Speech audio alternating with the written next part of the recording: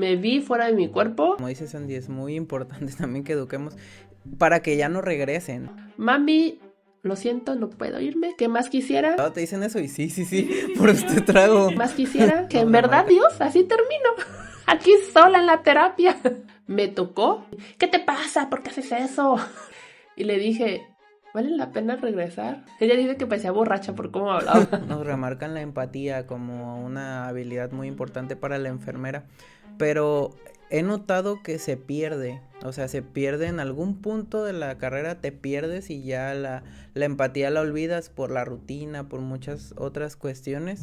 Bienvenidas y bienvenidos a un capítulo más de Enfermería Ahora. Estoy muy contento. Ya el capítulo pasado que dije que estaba contento, sonreí porque ya ven que a veces me dicen que no sonrío en los capítulos y que tengo la misma cara, pero pues no soy muy expresivo, la verdad, pero sí estoy muy contento. Hoy vamos a platicar con una enfermera que tiene más de 15 años de experiencia, trayectoria en hospitales públicos, hospitales privados, y ella nos va a contar su historia. Tiene una agencia de enfermería que la verdad ya es algo muy relevante porque todas las personas que emprenden siendo enfermeras tienen una historia muy interesante que contar, porque estoy seguro que la van a tomar como referente quienes quieren emprender. Pero lo interesante del día de hoy, lo más interesante, porque todo va a estar interesante, es que ella nos va a contar su experiencia como paciente de terapia intensiva siendo enfermera. Yo nunca había platicado con un paciente. Obviamente después de que los extubaban, pues sí platicabas un ratito con ellos y todo, pero no con una persona que realmente sabe lo que sintió, porque sí nos han dicho, ¿no? Los pacientes cuando están, aunque estén intubados con sedación, nos escuchan. Entonces ella nos va a contar ahorita si realmente nos escuchaban, o sea, todo lo que escuchaban y así. Entonces, hoy estamos con Sandra Oliden, mejor conocida como Sandy. ¿Cómo estás, Sandy? Bienvenida. Hola, hola, muy bien, muchas gracias. Feliz de estar aquí, de participar contigo. Sí, ya habíamos acordado hace tiempo, ¿no? Me acuerdo que ibas a participar por algunas cuestiones, no se había podido, pero mira, pues ya hoy estamos aquí. Y Sandy, pues, ay, no sé ni siquiera por dónde iniciar, porque la verdad que hay mucho que platicar. Quisiera que nuestra audiencia te conociera un poquito. Ya decía yo que tienes 15 años de experiencia profesional, que fundaste una agencia de enfermería, que trabajas. ¿Nos quieres platicar tú en qué institución trabajas y todo eso? Bueno, mi nombre es Sandy Oliden, más así conocida, así me encuentran en mis redes sociales como Sandy Oliden. Pues ya tengo 15 años, soy egresada de UDG, estudié en Colotlán, Jalisco, así que saludos hasta Colotlán, Jalisco. Desde que salí de la universidad ya no he regresado. Ya cuando me vine a Vallarta, pues trabajé en la Cruz Roja, ahí estuve aproximadamente un año, la verdad agradecida con Cruz Roja porque fue donde agarré mucha experiencia para canalizar, suturar, ver muy de cerca a aquellos pacientes apuñalados, navajeados, balaceados, de todo. Allá en Cruz Roja realmente es para entrenarte, así que les aconsejo a los que son estudiantes, váyanse un tiempecito de voluntarios a Cruz Roja, créanme, van a aprender mucho. De ahí me dediqué a la privada. Estuve en algunos hospitales privados, tanto en el área pues, de hospitalización, urgencias, terapia, quirófano, ahora sí que en todos lados. Y actualmente pues trabajo en el IMSS, ahorita estoy incapacitada. Ya les contaré por el motivo por el cual estoy incapacitada. Y aparte pues tengo mi agencia. La agencia la tengo desde el 2020, ya tenemos 5 años con la agencia. Curiosamente la abrí o emprendí a raíz de la pandemia. Digo curioso porque hay quienes con sus negocios decayeron y hay quienes pues nos levantamos. Yo inicié con la cuestión de la atención, inyecciones, nebulizaciones, pero me enfoqué sobre todo en la atención de pacientes post-COVID que estuvieron después de intubados, postrados y que tenían heridas, úlceras por presión. Me dediqué a esa cuestión, a la atención a los pacientes. Y después tuve como que dije, bueno, aparte de lo de enfermería, me empezaron a solicitar mucho las niñeras o enfermeras para cuidados de recién nacidos. Entonces tuve otro enfoque y estamos con esas dos dinámicas de servicios de enfermería y de niñeras. Ah, qué padre. Y también trabajabas como docente, me platicabas, ¿verdad? Desde el 2018 soy docente en la UNEM. Ok, qué padre. Pues miren, Sandy ahora sí que tiene una trayectoria amplia, tiene experiencia en todas las áreas de la enfermería, como ya lo escucharon. Y vamos a platicar de su experiencia como paciente en terapia intensiva, pero también quisiera preguntarle sobre ha observado de diferencia, qué has observado, Sandy, de diferencia entre trabajar en un hospital privado y en un hospital público, porque ya tuviste la experiencia. Fíjate que cuando entré al IMSS, yo creí que ya no iba a entrar ahí. Desde que salí de la universidad, metí papeles, estaba trabajando en la priva, volví a meter papeles, pero no me hablaban. Yo decía, ¿por qué? Les hablaban a otras compañeras, a otros conocidos, y a mí no. Dije, bueno, creo que mi destino no es trabajar en la pública. Y en el 2022, sí, 2022, recibo una llamada. Oye, ¿estás interesada en entrar al Instituto Mexicano? Y yo, ¿en serio? Todas las personas que trabajan en el IMSS, me he fijado que le dicen instituto. Todos como que viene ahí en el contrato de, te vamos a dar chamba, pero tienes que ser ya instituto. Siempre le dicen instituto. Y dije, sí, ¿por qué no? ¿No? Me dijeron igual, tienes que hacer examen, pasar por los filtros y todo. Y yo, bueno. Y le dije a mi esposo, bueno, si se da, qué chido, ¿no? Yo estaba en un punto un tanto descontrolado económicamente, entonces me dedicaba tengo una asociación, participo en una asociación, en un programa que se llama Cuidando con Amor, pero la asociación se llama Ángeles en Libertad. Y yo estaba con campañas de salud, de hecho estaba en una campaña allá en Volcanes cuando recibí la llamada. Y me acuerdo que me dijo una amiga, te toca recibir, te toca ir a lo grande. Y yo, realmente el IMSS era lo grande, lo máximo. Y pues quedé, o sea, pasé los exámenes, nos fuimos a Guadalajara, todo fue súper rápido. Y entré el 23 de septiembre, fue que entré del 2022. Y ya de ahí, cuando entré me topé con muchos compañeros de la priva y nada más me hacían en el hombrito. Te doy 3 meses. Y yo, ¿cómo? Sí, dice, o renuncias o te adaptas, ¿no? En 3 meses. Porque si es un choque de que en la priva, y creo que me vas a entender, tienes todo, ¿no? O sea, todo lo que el paciente quiera, ahí lo tienes a la mano, jeringas, soluciones. No andas, casi formándote para en cuanto abren las soluciones apartarte los bolitos de 50 o 100 mililitros. O sea, no te pasa eso en la priva, ya casi. O sea, tienes que casi buscarle donde puedas para tener los recursos de atender a tu paciente. Las notas de enfermería. Y aquí, esto lo he visto tanto en el IMSS, en la Secretaría de Salud, la famosa palomita, no sé si tú lo has visto. Ah, sí. Díganme ahí los que han estudiado, ¿se puede hacer eso? ¿Es válido? No, y mira, te tocó entrar creo que, bueno, así tengo mi concepto yo de los hospitales públicos. Creo que quien menos le sufre con los recursos por la afluencia de pacientes es el ISSSTE, porque atiende menos personas. Y la mayoría de los hospitales del ISSSTE donde he tenido la oportunidad de estar, me encuentro con que son hospitales bonitos y por el tipo de población que atienden, creo que sí el gobierno dice, no, aquí no me conviene quedar mal, entonces es donde le invierten el presupuesto justo para que no haga falta nada. Después está el IMSS que tiene el modelo de aportación tripartita del gobierno, los trabajadores y las empresas, que creo que tampoco se le batalla tanto, pero sí la experiencia que se vive en la Secretaría de Salud, sí es diferente en cuanto a los insumos, y creo que sí es un choque bien diferente. Yo pasé al revés, o sea, yo pasé de haber trabajado siempre en el público y entrar a trabajar a un privado, y la verdad que sí te sientes de que, pues no manches, o sea, como niño cuando entra a la juguetería, de que ves todo y dices, esto es en serio, o sea, porque así como dices, tienes todo lo que necesita el paciente a la mano, o sea, no batallas por nada. Hay camilleros, primero, hay camilleros, o sea, hay sillas de ruedas funcionales, o sea, yo les platico mucho a mis compañeros y me ven, o sea, como con mi cara de asombro de que les digo, es que estoy yo, o sea, que haya siquiera, o sea, aire acondicionado, o sea, yo donde trabajo a veces ni funciona, les digo, y a ustedes se les hace algo normal, pero realmente pues para mí es como lo más chido del mundo.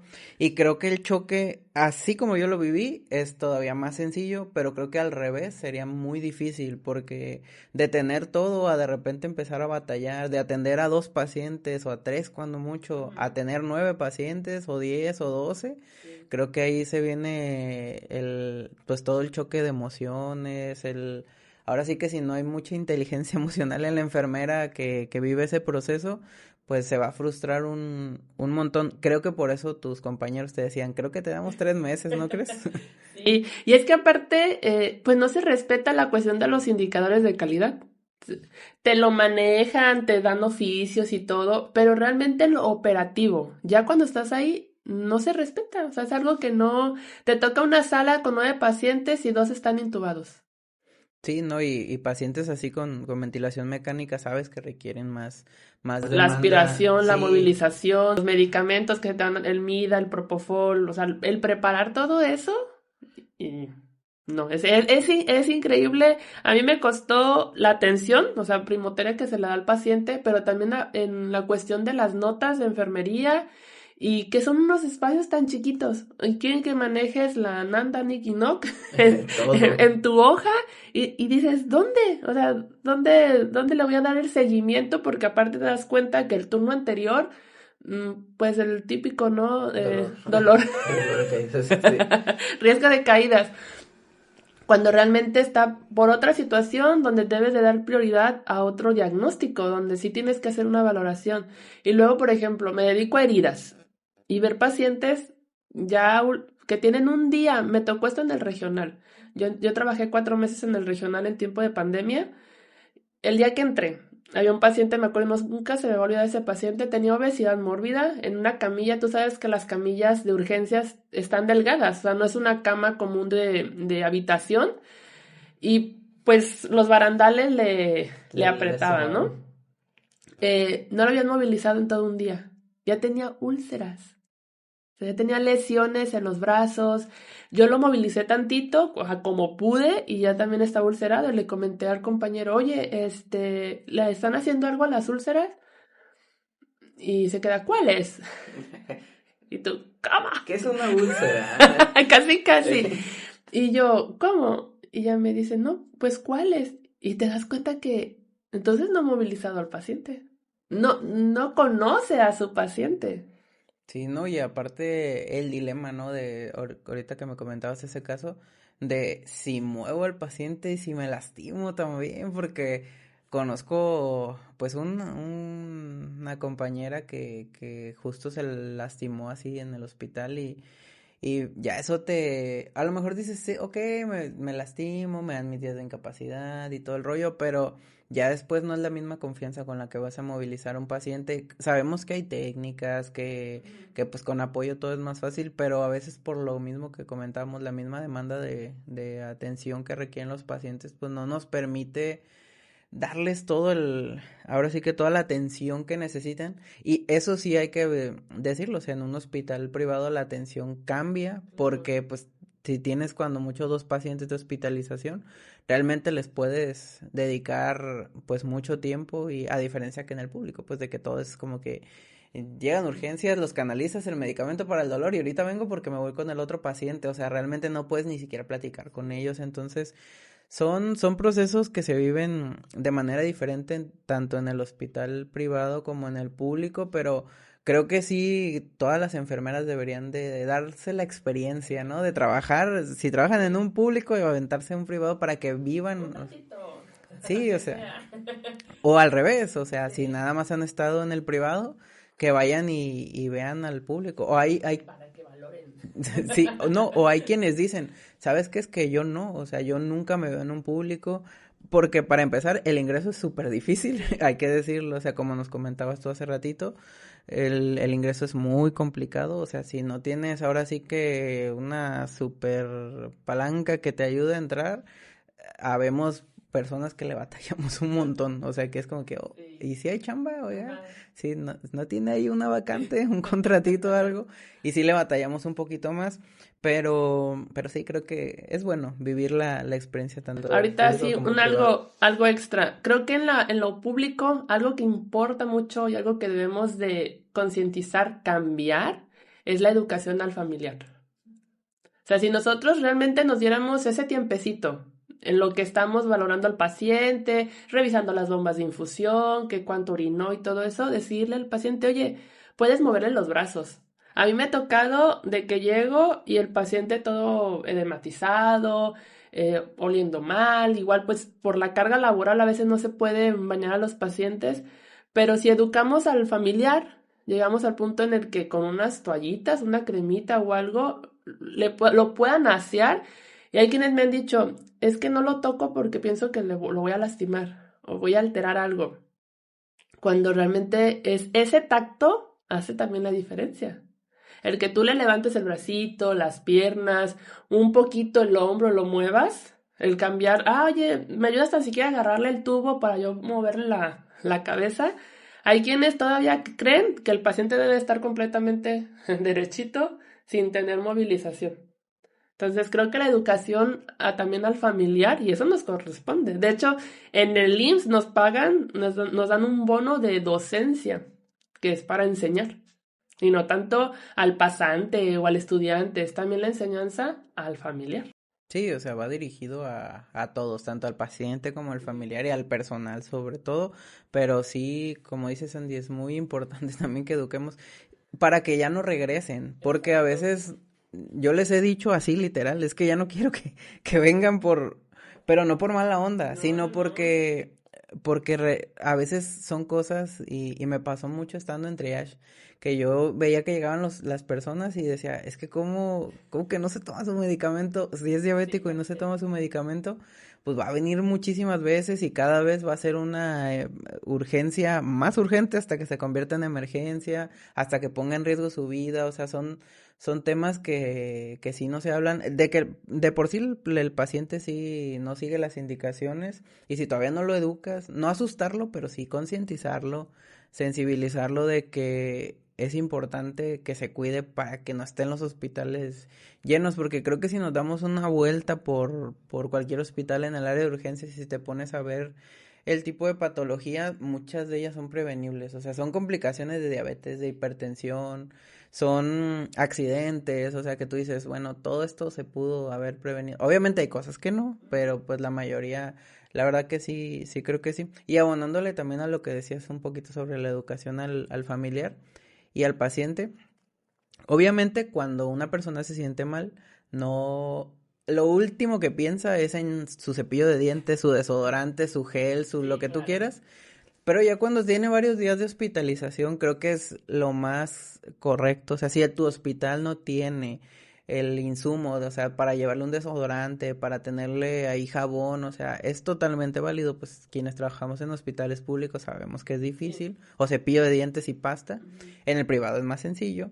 Pero creo que sí educar al familiar de decirle, a ver, ok, ya mañana vas a venir otra vez, hay que traerle por favor un cepillo de dientes, una pasta, un desodorante, o sea, para que ellos también se sientan cómodos, porque sí están hospitalizados, pero sí requieren de sus artículos de higiene personal, son indispensables y creo que eso es algo que nadie lo hace, o sea, de verdad nadie lo hace. A mí me tocó hace poquito con un paciente de que sí le dije a su familiar, o sea, oye, mañana, o sea, sí iba a tener más días de estancia intrahospitalaria, o sea, yo lo deduje y dije, le voy a decir, o sea, mañana te traes desodorante, pasta de dientes, cepillo, o sea, para que él se sienta mejor, porque creo que los pacientes después del baño, después de asearse, pues se van a sentir mejor, entonces es importante, sí, siempre dicen eso, entonces, pues, Ya que lleguemos a ese punto, sí. sí, entonces Andy, te quería preguntar esto porque Ajá. viviste la experiencia del hospital privado y público, entonces a todas las personas que invite siempre les voy a preguntar porque a mí de verdad te digo, me voló la cabeza trabajar en un hospital privado con procesos estandarizados, o sea, yo la verdad que veía y no, emocionado, las primeras semanas que llegué estaba emocionado. Lo único creo yo que en la cuestión privada estás pagando por un servicio, ¿no? El paciente tiene o siente todo ese derecho de estar picando el botoncito, ¿no? se casan con ese botón. Y a veces ¿me pasas la botella de agua? Y te quedas así como, pues ahí está, tómala. Ahí, si la alcanzas, tú puedes. Entonces, de pronto es lo que algunos dicen, es que yo en el privado no podría. No podría con ese tipo de pacientes de que, pues me amarras la bata o agárrame el tripié en lo que camino, pero la botellita de agua y pásame el control o, ay, me buscas un canal, ¿no? Hay cuestiones así. Y si ni yo le sé a la tele, imagínate, o sea, ¿cómo le muevo? Y pues aquí en Vallarta es la cuestión del inglés, los pacientes extranjeros. Entonces, ellos tienen una cultura muy distinta a la de nosotros.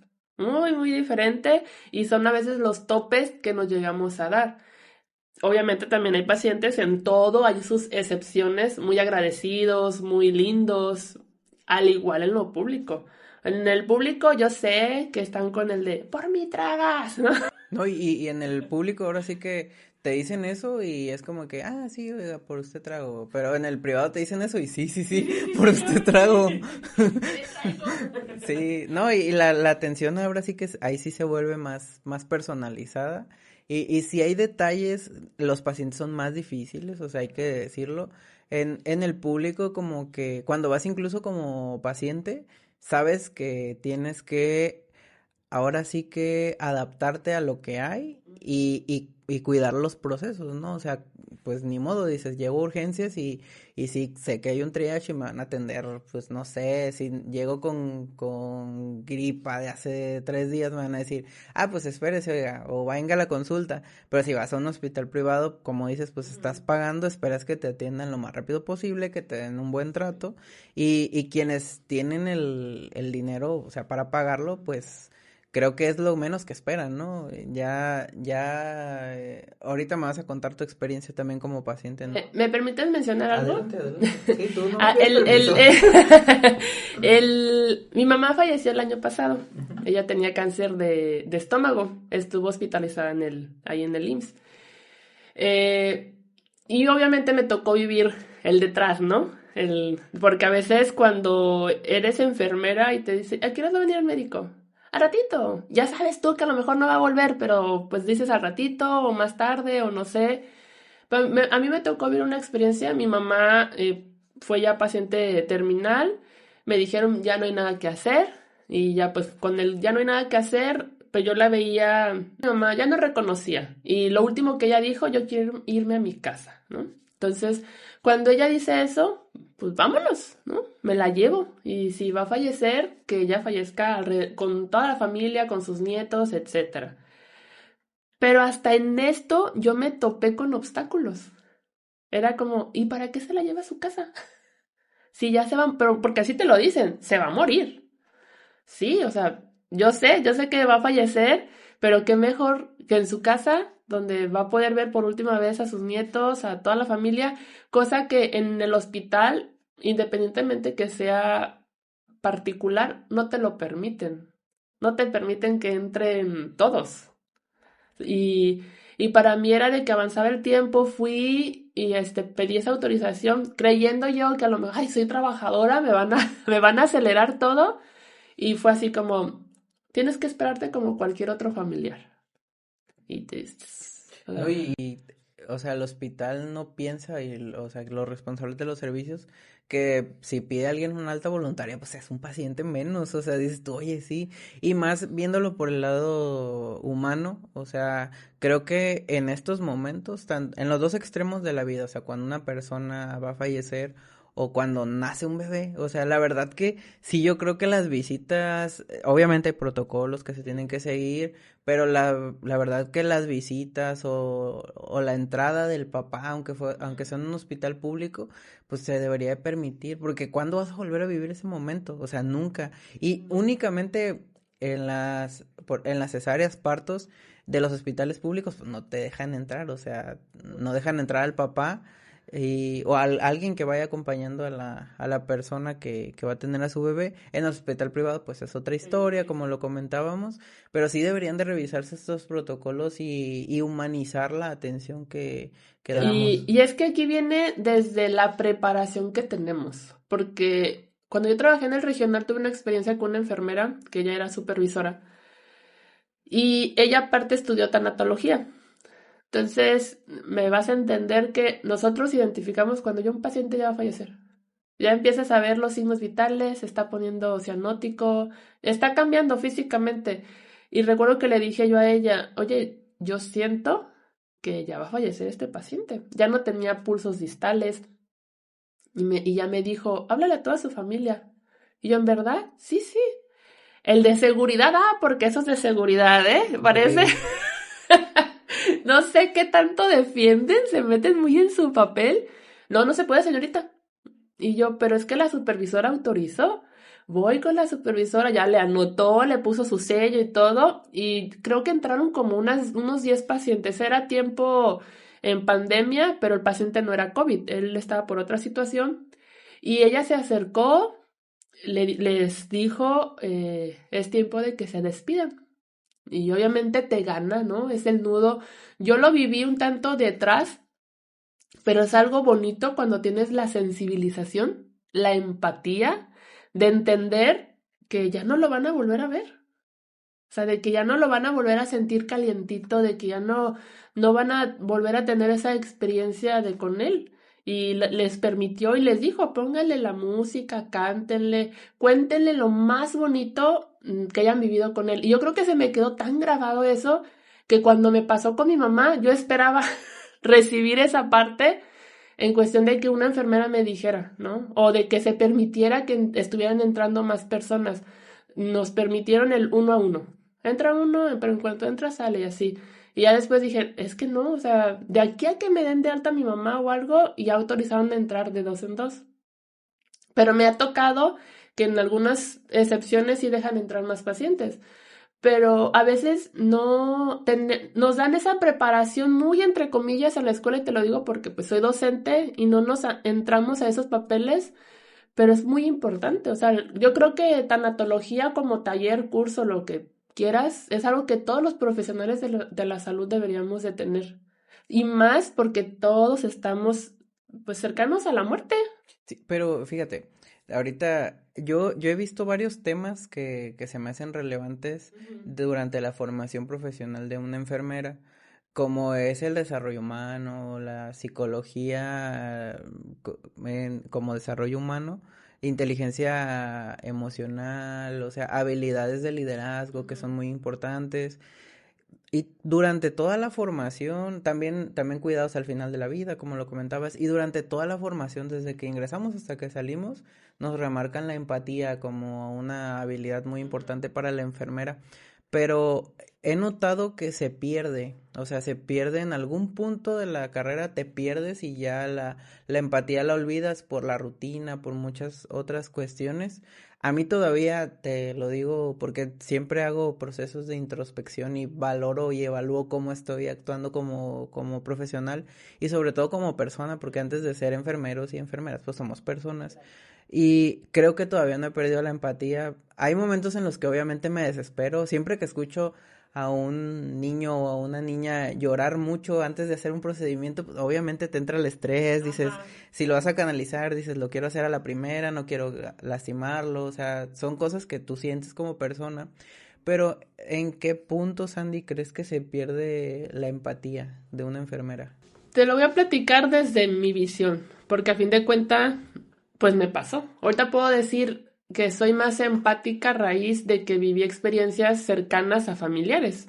En el 2017 falleció mi abuelo y me tocó igual, estaba intubado, ya había fallecido él, le dio una acidosis metabólica, entonces comenzaron a salir fluidos. Le dije a la enfermera, oye, préstame una sábana, una toalla para secarlo y cuando entre mi abuela o mis tías, pues no lo vean así, ¿no?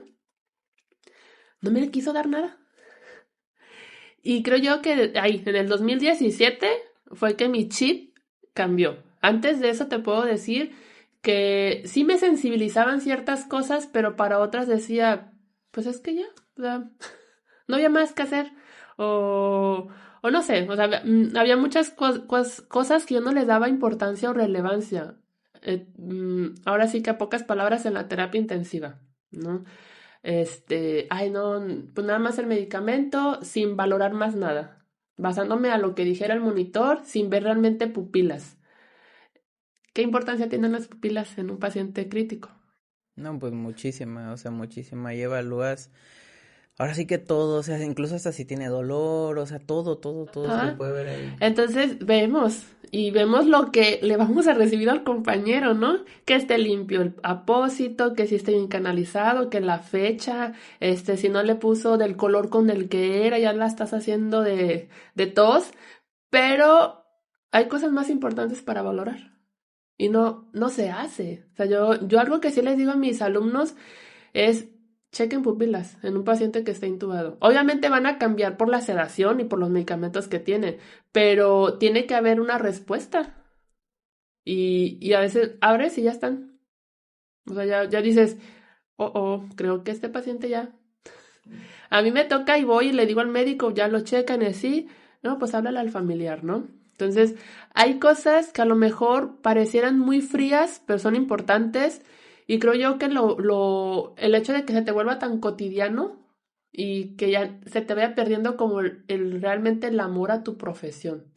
El que lo veas como más que un trabajo, veas que estás ofreciendo ese cambio a tu paciente, el ofrecer una atención digna, el pues sí, le puedes decir, ay, ¿por qué no se cuidó? ¿Por qué Panchito? A ver, ¿por qué no se tomó su medicamento? Mire cómo viene ahora. Entre regaño, pero pues firme en el hablar y el concientizar también al paciente, la importancia. Yo les digo a los que les hago curaciones, yo solo hago el 10%, ¿eh? El 90% le toca a usted. Lo que usted haga en casa, lo que le meta a su cuerpo, la alimentación, todo eso es de usted. Yo aquí solamente lo veo un ratito y limpio, curo y todo, pero usted se va y yo no sé qué pasa ahí.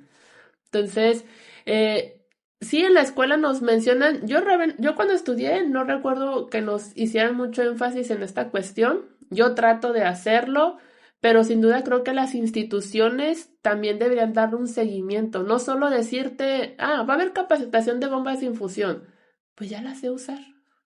Mejor enséñame otra cosa, mejor, de pronto hay quejas, porque hay quejas.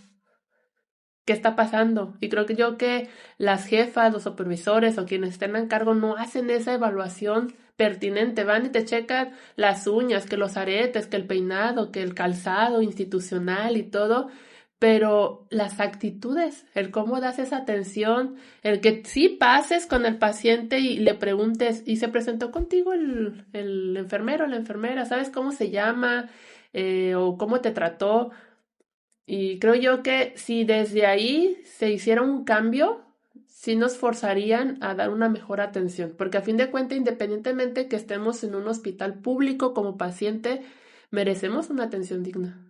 Sí, creo que en las técnicas o en los procedimientos, o sea, podrás canalizar a un paciente a la segunda punción, pero creo que tratar mal a una persona, o sea, al paciente, creo que es de las cosas más feas que vas a hacer, o sea, como enfermero, eso sí no te lo puedes permitir.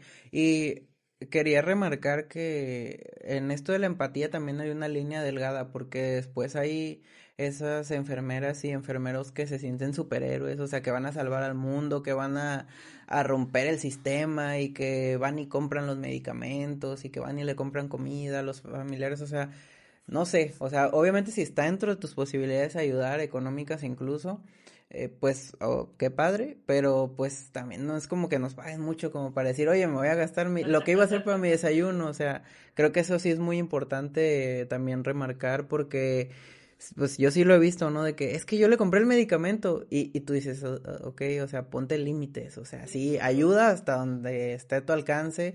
Quizás si no hay en tu servicio el medicamento, pues ve y busca el otro servicio, ve y pregunta, búscale ahí entre los guardaditos que nadie debe tener, pero entre los guardaditos de las compañeras, lo que tú quieras. Y si no hay, pues, y si no lo pueden comprar, si trabajo social no lo puede gestionar, pues bueno, o sea, también hay un límite. Sí, ahorita que mencionaste lo de la canalizada, creo yo que desde ahí el no sentir, no, es que yo tengo que, son dos compañeros, estudiantes, colegas, son dos funciones por enfermero.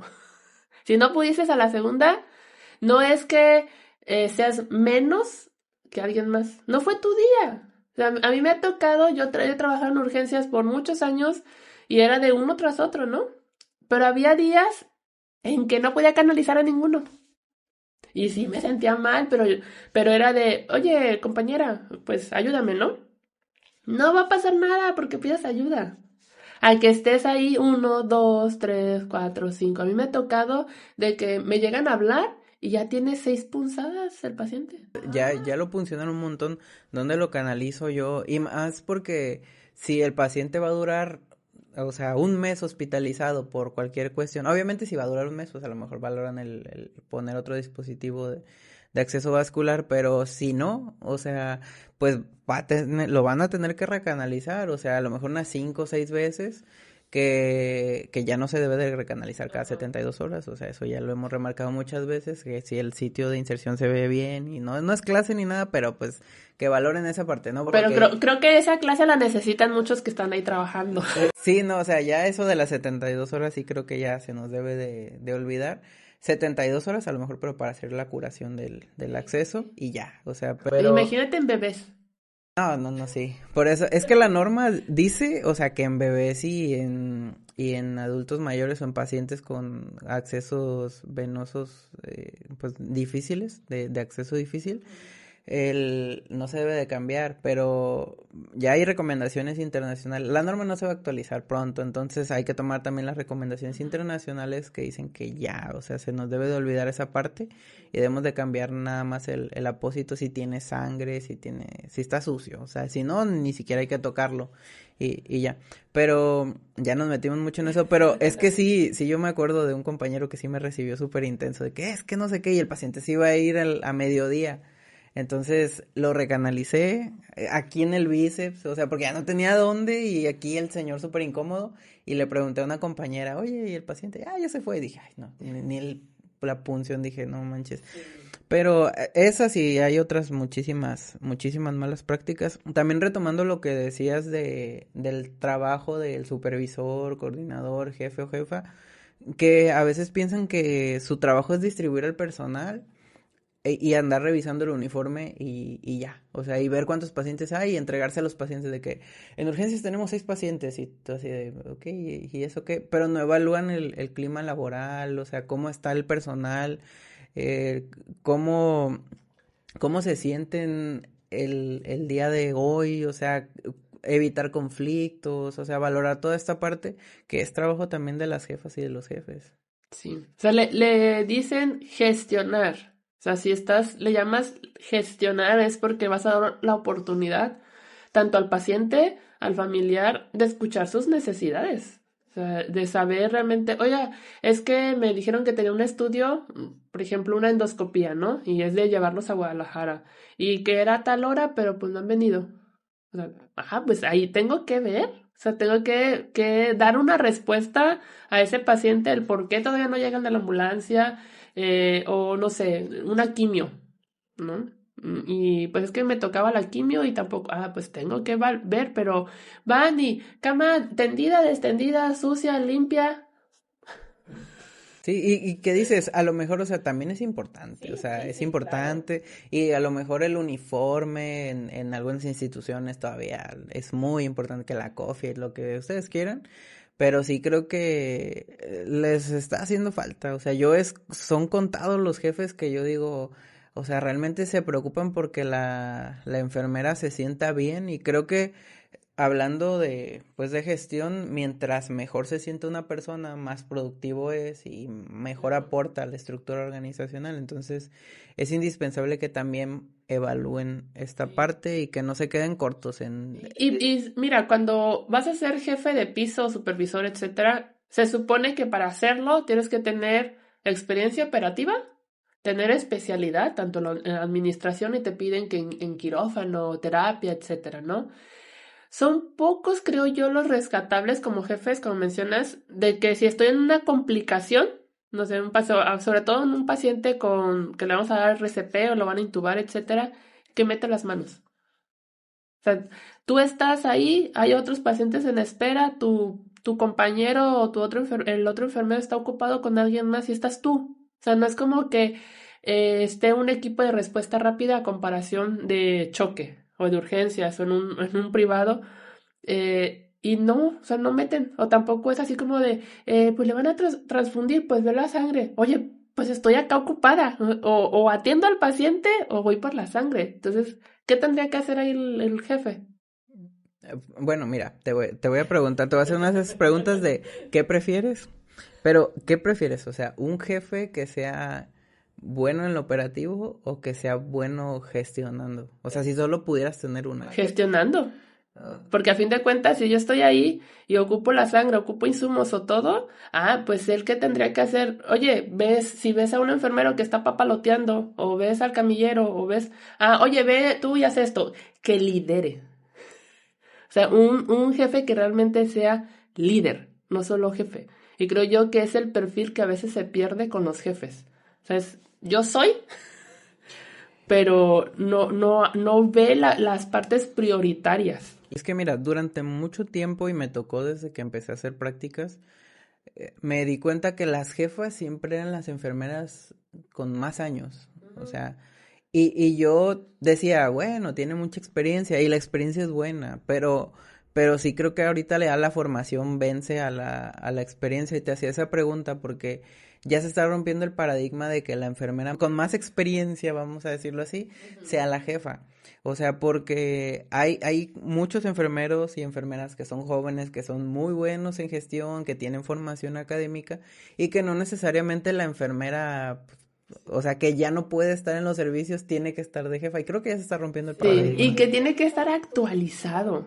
O sea, yo lo vi con la fijación de los tubos, ¿no? Ay, porque hasta eso te pelean de cómo fijas un tubo.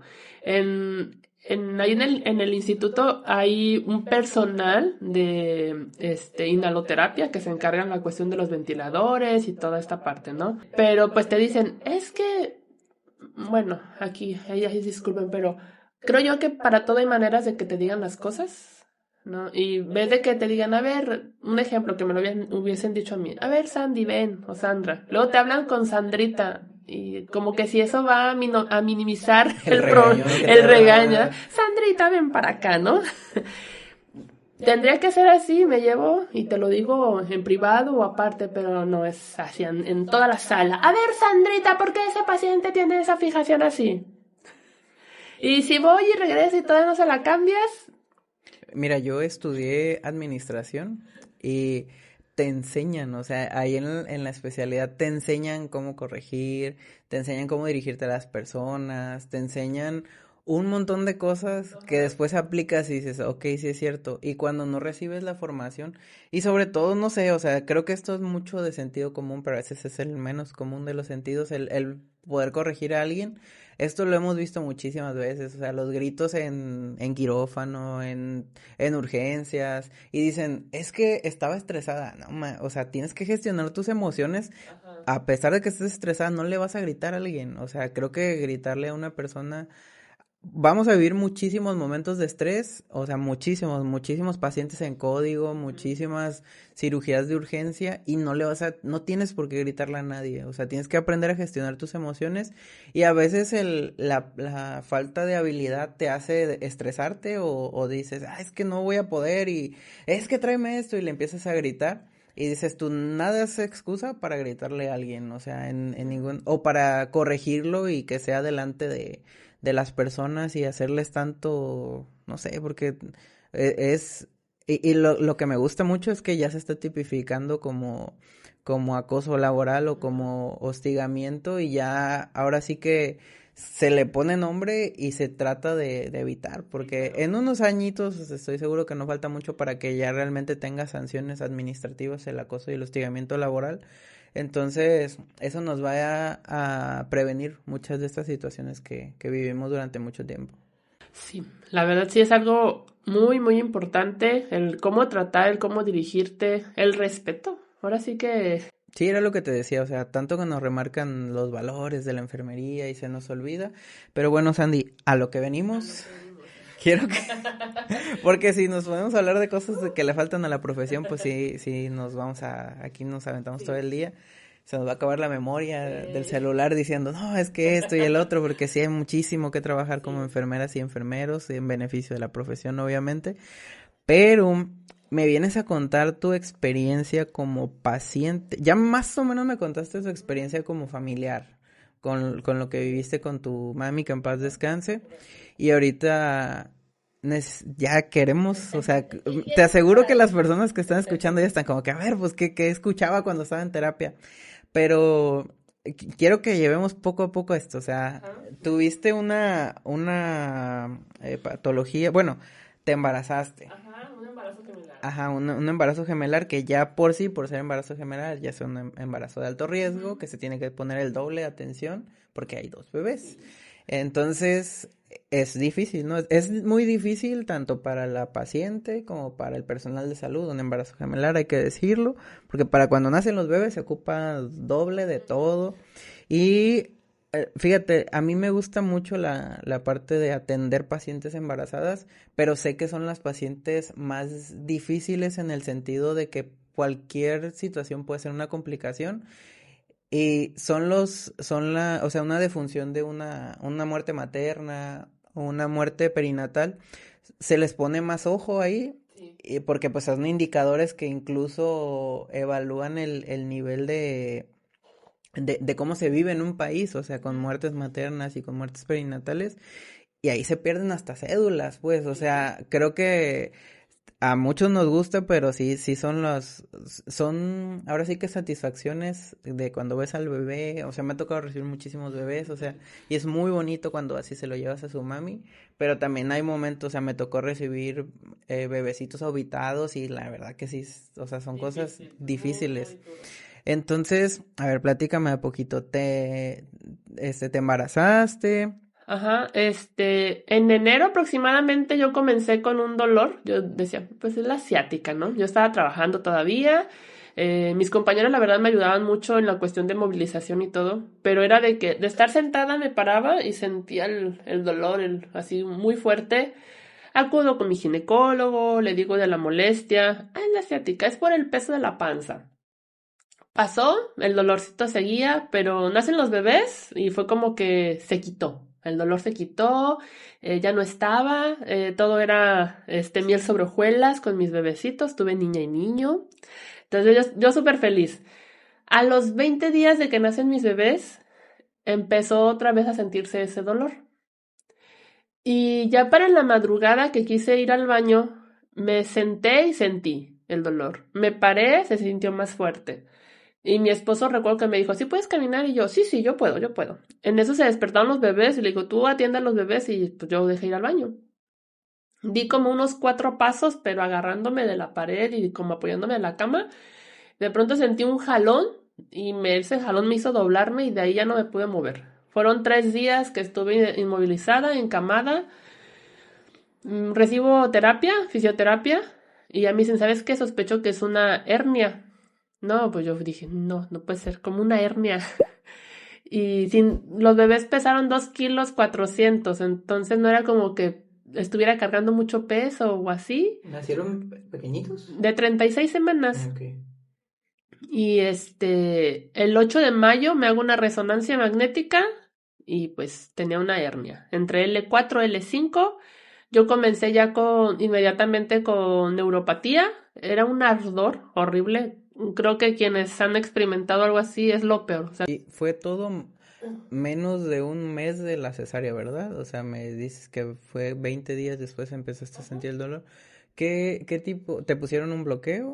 sí, fue un bloqueo. Ok, es que mira, ahí te lo pregunto porque hay ocasiones en las que no observamos nosotros, o sea, como profesionales de la salud, que a veces por una mala técnica en el bloqueo epidural provoca cefalea en las pacientes y estás como de que, ¿por qué le duele la cabeza a la pacientita de puerperio quirúrgico? Y dices, es que le duele la cabeza y le duele la cabeza, ya le puse esto, ya le puse el otro.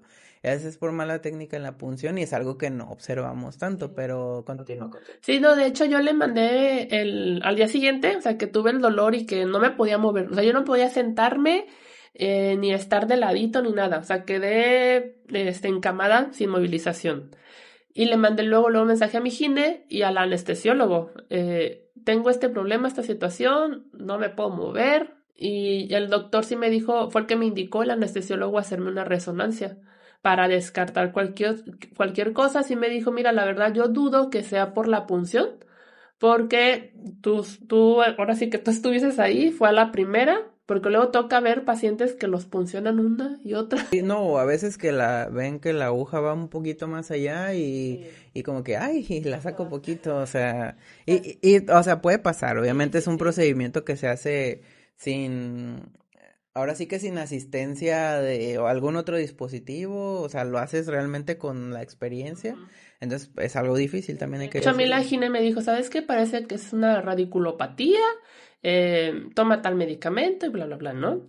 Ya para esto, pues también se vio truncada mi lactancia materna porque no podía, o sea, yo no, les digo, no pesaron ni 3 kilos y no podía cargarlos bien, no me podía sentar, no podía ponerme de ladito, entonces no había como que esa manera, lo único que hice fue seguirme extrayendo para no tener que bajar a la producción de la leche. Me hago la resonancia y pues salió lo de la hernia. Primero fui con un neuro, me valoró y me dijo, esto es cirugía, sí o sí es cirugía, está muy grande la hernia, ya está perjudicando la raíz y yo sí me quedé impactada en primera porque pues es una cirugía de columna y sí te queda así como, ¿y si queda algo mal? ¿Y si pasa esto o aquello? Entonces, tengo un seguro de gastos médicos mayores, yo me estuve atendiendo por la parte privada, pero este neuro pues no dio respuesta respecto a lo del seguro y ya me dijeron, no, pues cambié de médico y ahí se lo voy a mencionar, pues estoy muy agradecida con ese doctor, se llama Andrés Esparza, es traumatólogo y sí, o sea, él me explicó, creo que lo hizo como cualquier médico debería de hacerlo, o sea, muy empático, muy humanizado, así entendiendo lo que me estaba pasando y sobre todo entendiendo a una mujer en posparto, porque ahora sí que estamos con las hormonas, somos muy vulnerables en esa etapa, inclusive se ha dicho científicamente que una mujer está en posparto inclusive hasta los 2 años. No es la cuarentena y 45 días, ahí no se acaba el posparto, este continúa. Entonces, me dicen que me van a operar y me operaron el 13 de junio. Me explicó todo, yo empecé a tener parestesia y la parte de mis genitales se comenzaron a entumir. Entonces ya estaba yo a un pasito de llegar a tener incontinencia urinaria y fecal. Entonces, gracias a Dios no llegué a eso, solo el entumecimiento y el dolor. Era un dolor horrible, muy, muy, muy feo, no me lo quitaban nada. Llegué a tener que usar la buprenorfina en parches y solo con eso me disminuía un tantito, pero más que nada pues me adormecía. Me ingresan el 13 de junio para operarme en un hospital privado, todo iba bien, muchos nervios, eso sí, muchos nervios, tenía temor, aunque me explicó una y otra vez el doctor que era una microcirugía, mis incisiones están pequeñas, no es de que te abren toda la espalda, son pequeñas. Obviamente te dicen los riesgos y más porque iba a ser anestesia general, una cirugía de 5 horas, donde vas a estar pues boca abajo, intubada. Y pues bueno, como enfermero creo yo que somos los peores pacientes, porque al saber todos los riesgos, todo lo que te puede pasar, yo me imaginaba mil escenarios de probabilidades, pero no, todo va a salir bien. Y tienes que estar bien por tus hijos.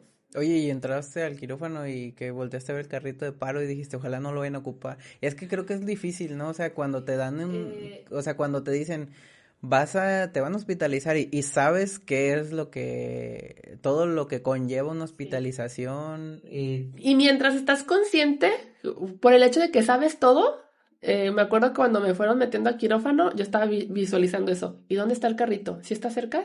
Y sí me canalizaron ¿Quién bien. lo habrá contado? Por favor, no hayan llenado la bitácora nomás por nomás. Porque me habían puesto primero un catéter azul.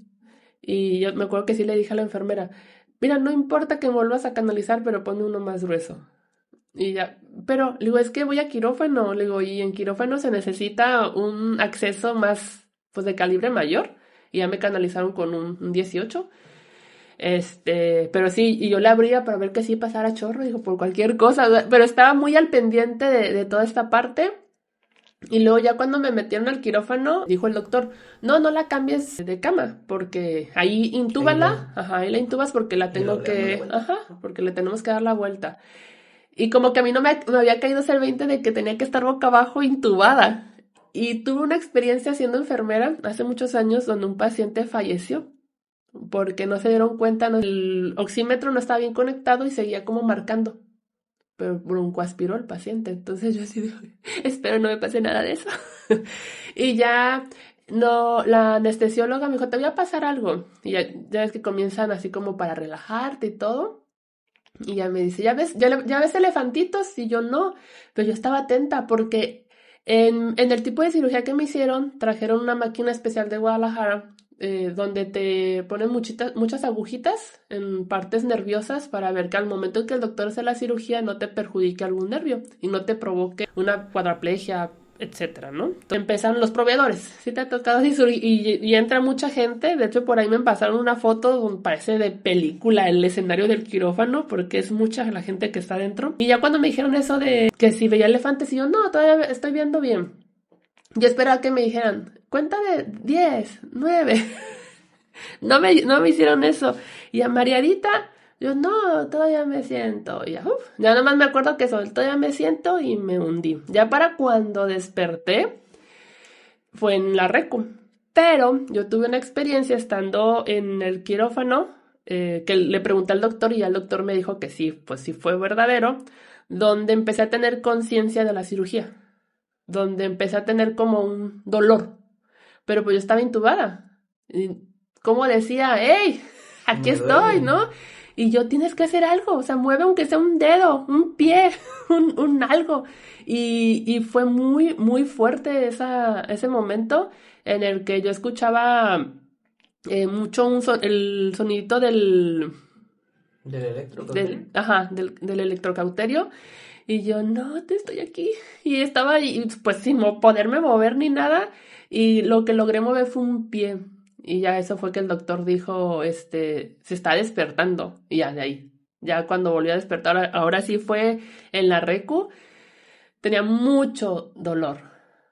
Horrible. O sea, me dolía mucho la garganta, la mandíbula. Yo la sentía como que estaba trabada mi mandíbula. De la Guedel y del tubo.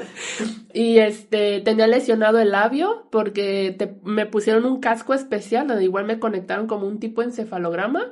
Me conectaron y tenía aquí sangre. Y yo, ¿por qué estoy sangrando de aquí si me operaron de la espalda? y el dolor.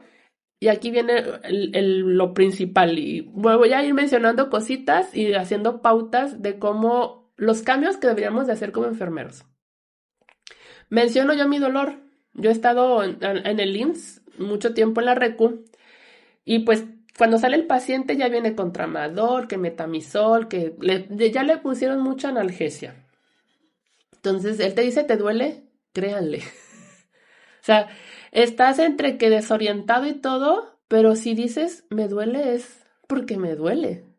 Y a mí la enfermera que me tocó en ese momento fue, es que ya tienes para el dolor, reina. Y yo por dentro, en primera, no soy reina. Y en segunda, tengo dolor, me duele.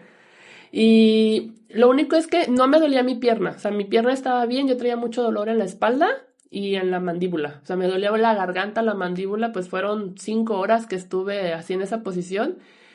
Y ya checó la hoja y dice, no, es que ya te pusieron tal cosa. Y yo me voy a para un lado y me movía para el otro. Y yo, es que me duele y me duele, me duele.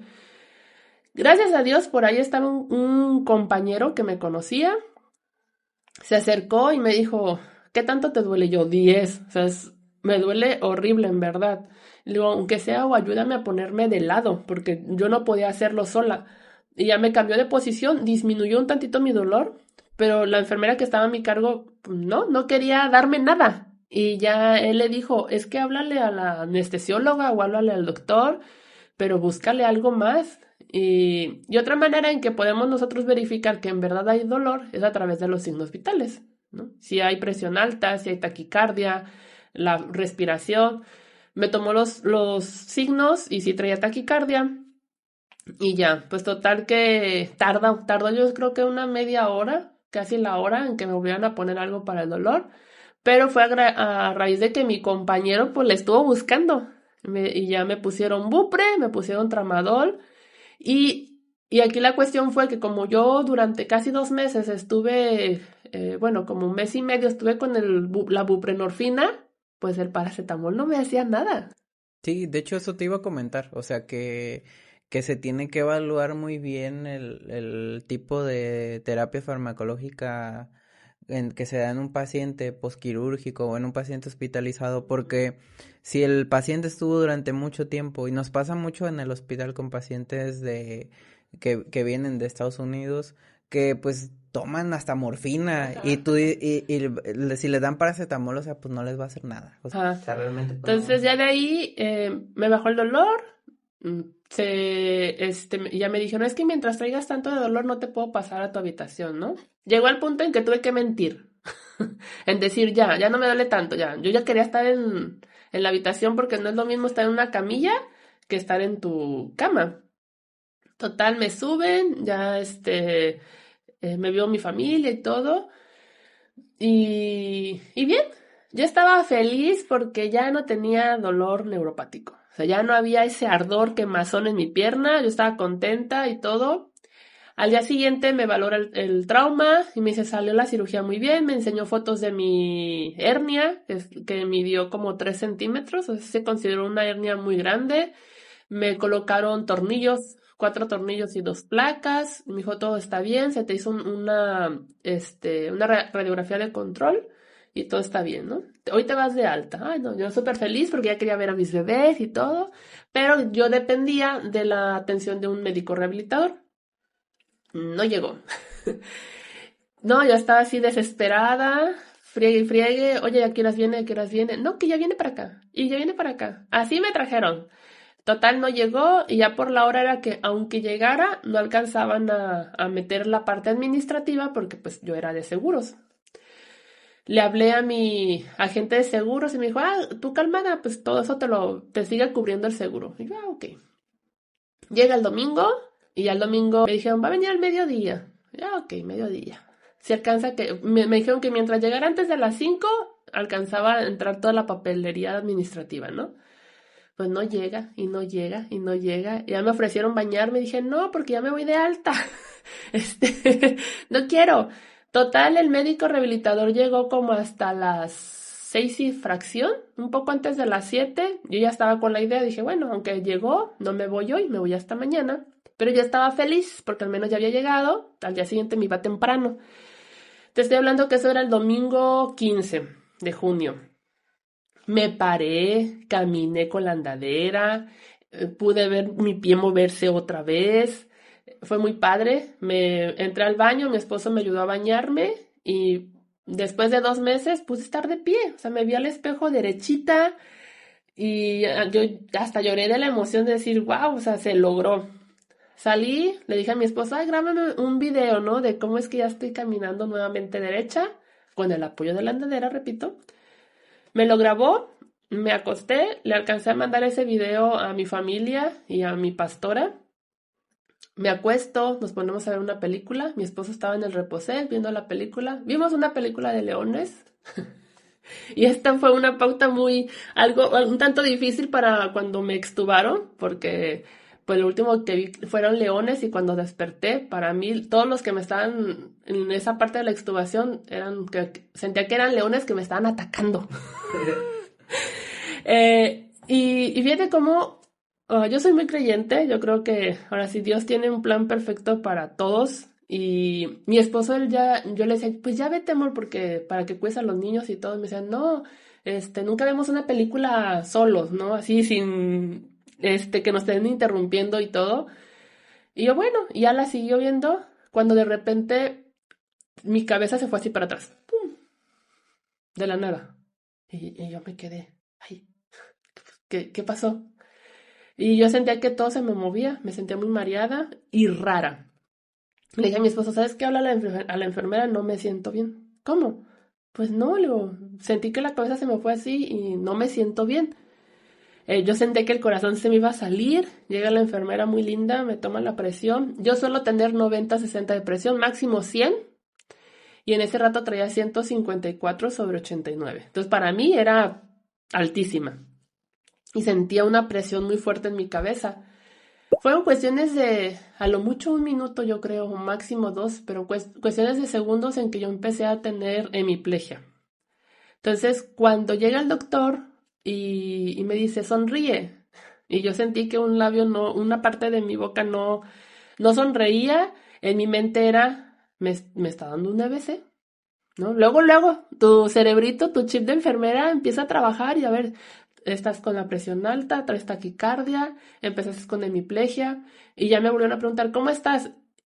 No podía articular palabras. Entonces, lo último fue que le dije a mi esposo que me prestara su celular y en el celular escribí, no puedo articular palabras. Y ya pues el médico de ahí de piso, dije, háblenle al intensivista, fueron por el intensivista, llegó, volteé a verla, me dijo, miren, ya sus pupilas no están iguales. Dije, ya valí.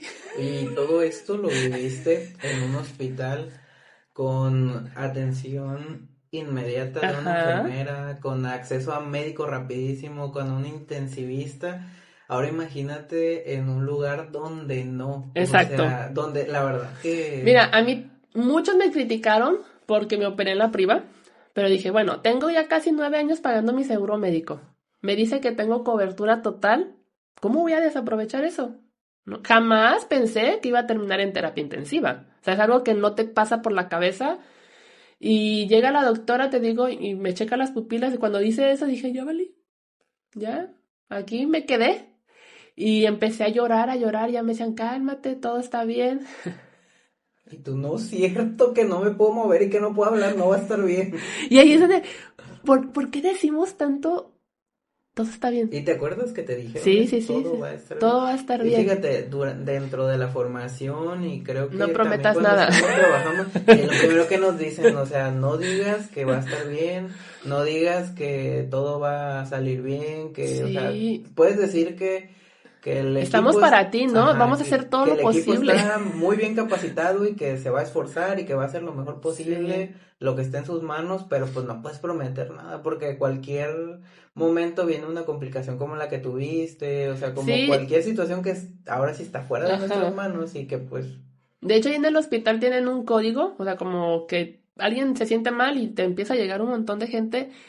Yo no me asusté tanto por toda la gente que llegara, pero sí dije, bueno, algo serio está pasando conmigo. Y el doctor, de hecho, como que me dijo, oye, vas a ver que llega mucha gente, pero no es que estés muy mal. Y yo por dentro, tengo hemiplegia, no puedo hablar, no me puedo mover, porque sí me dijo lo de los brazos, pues no puedo, la parte derecha no me respondía.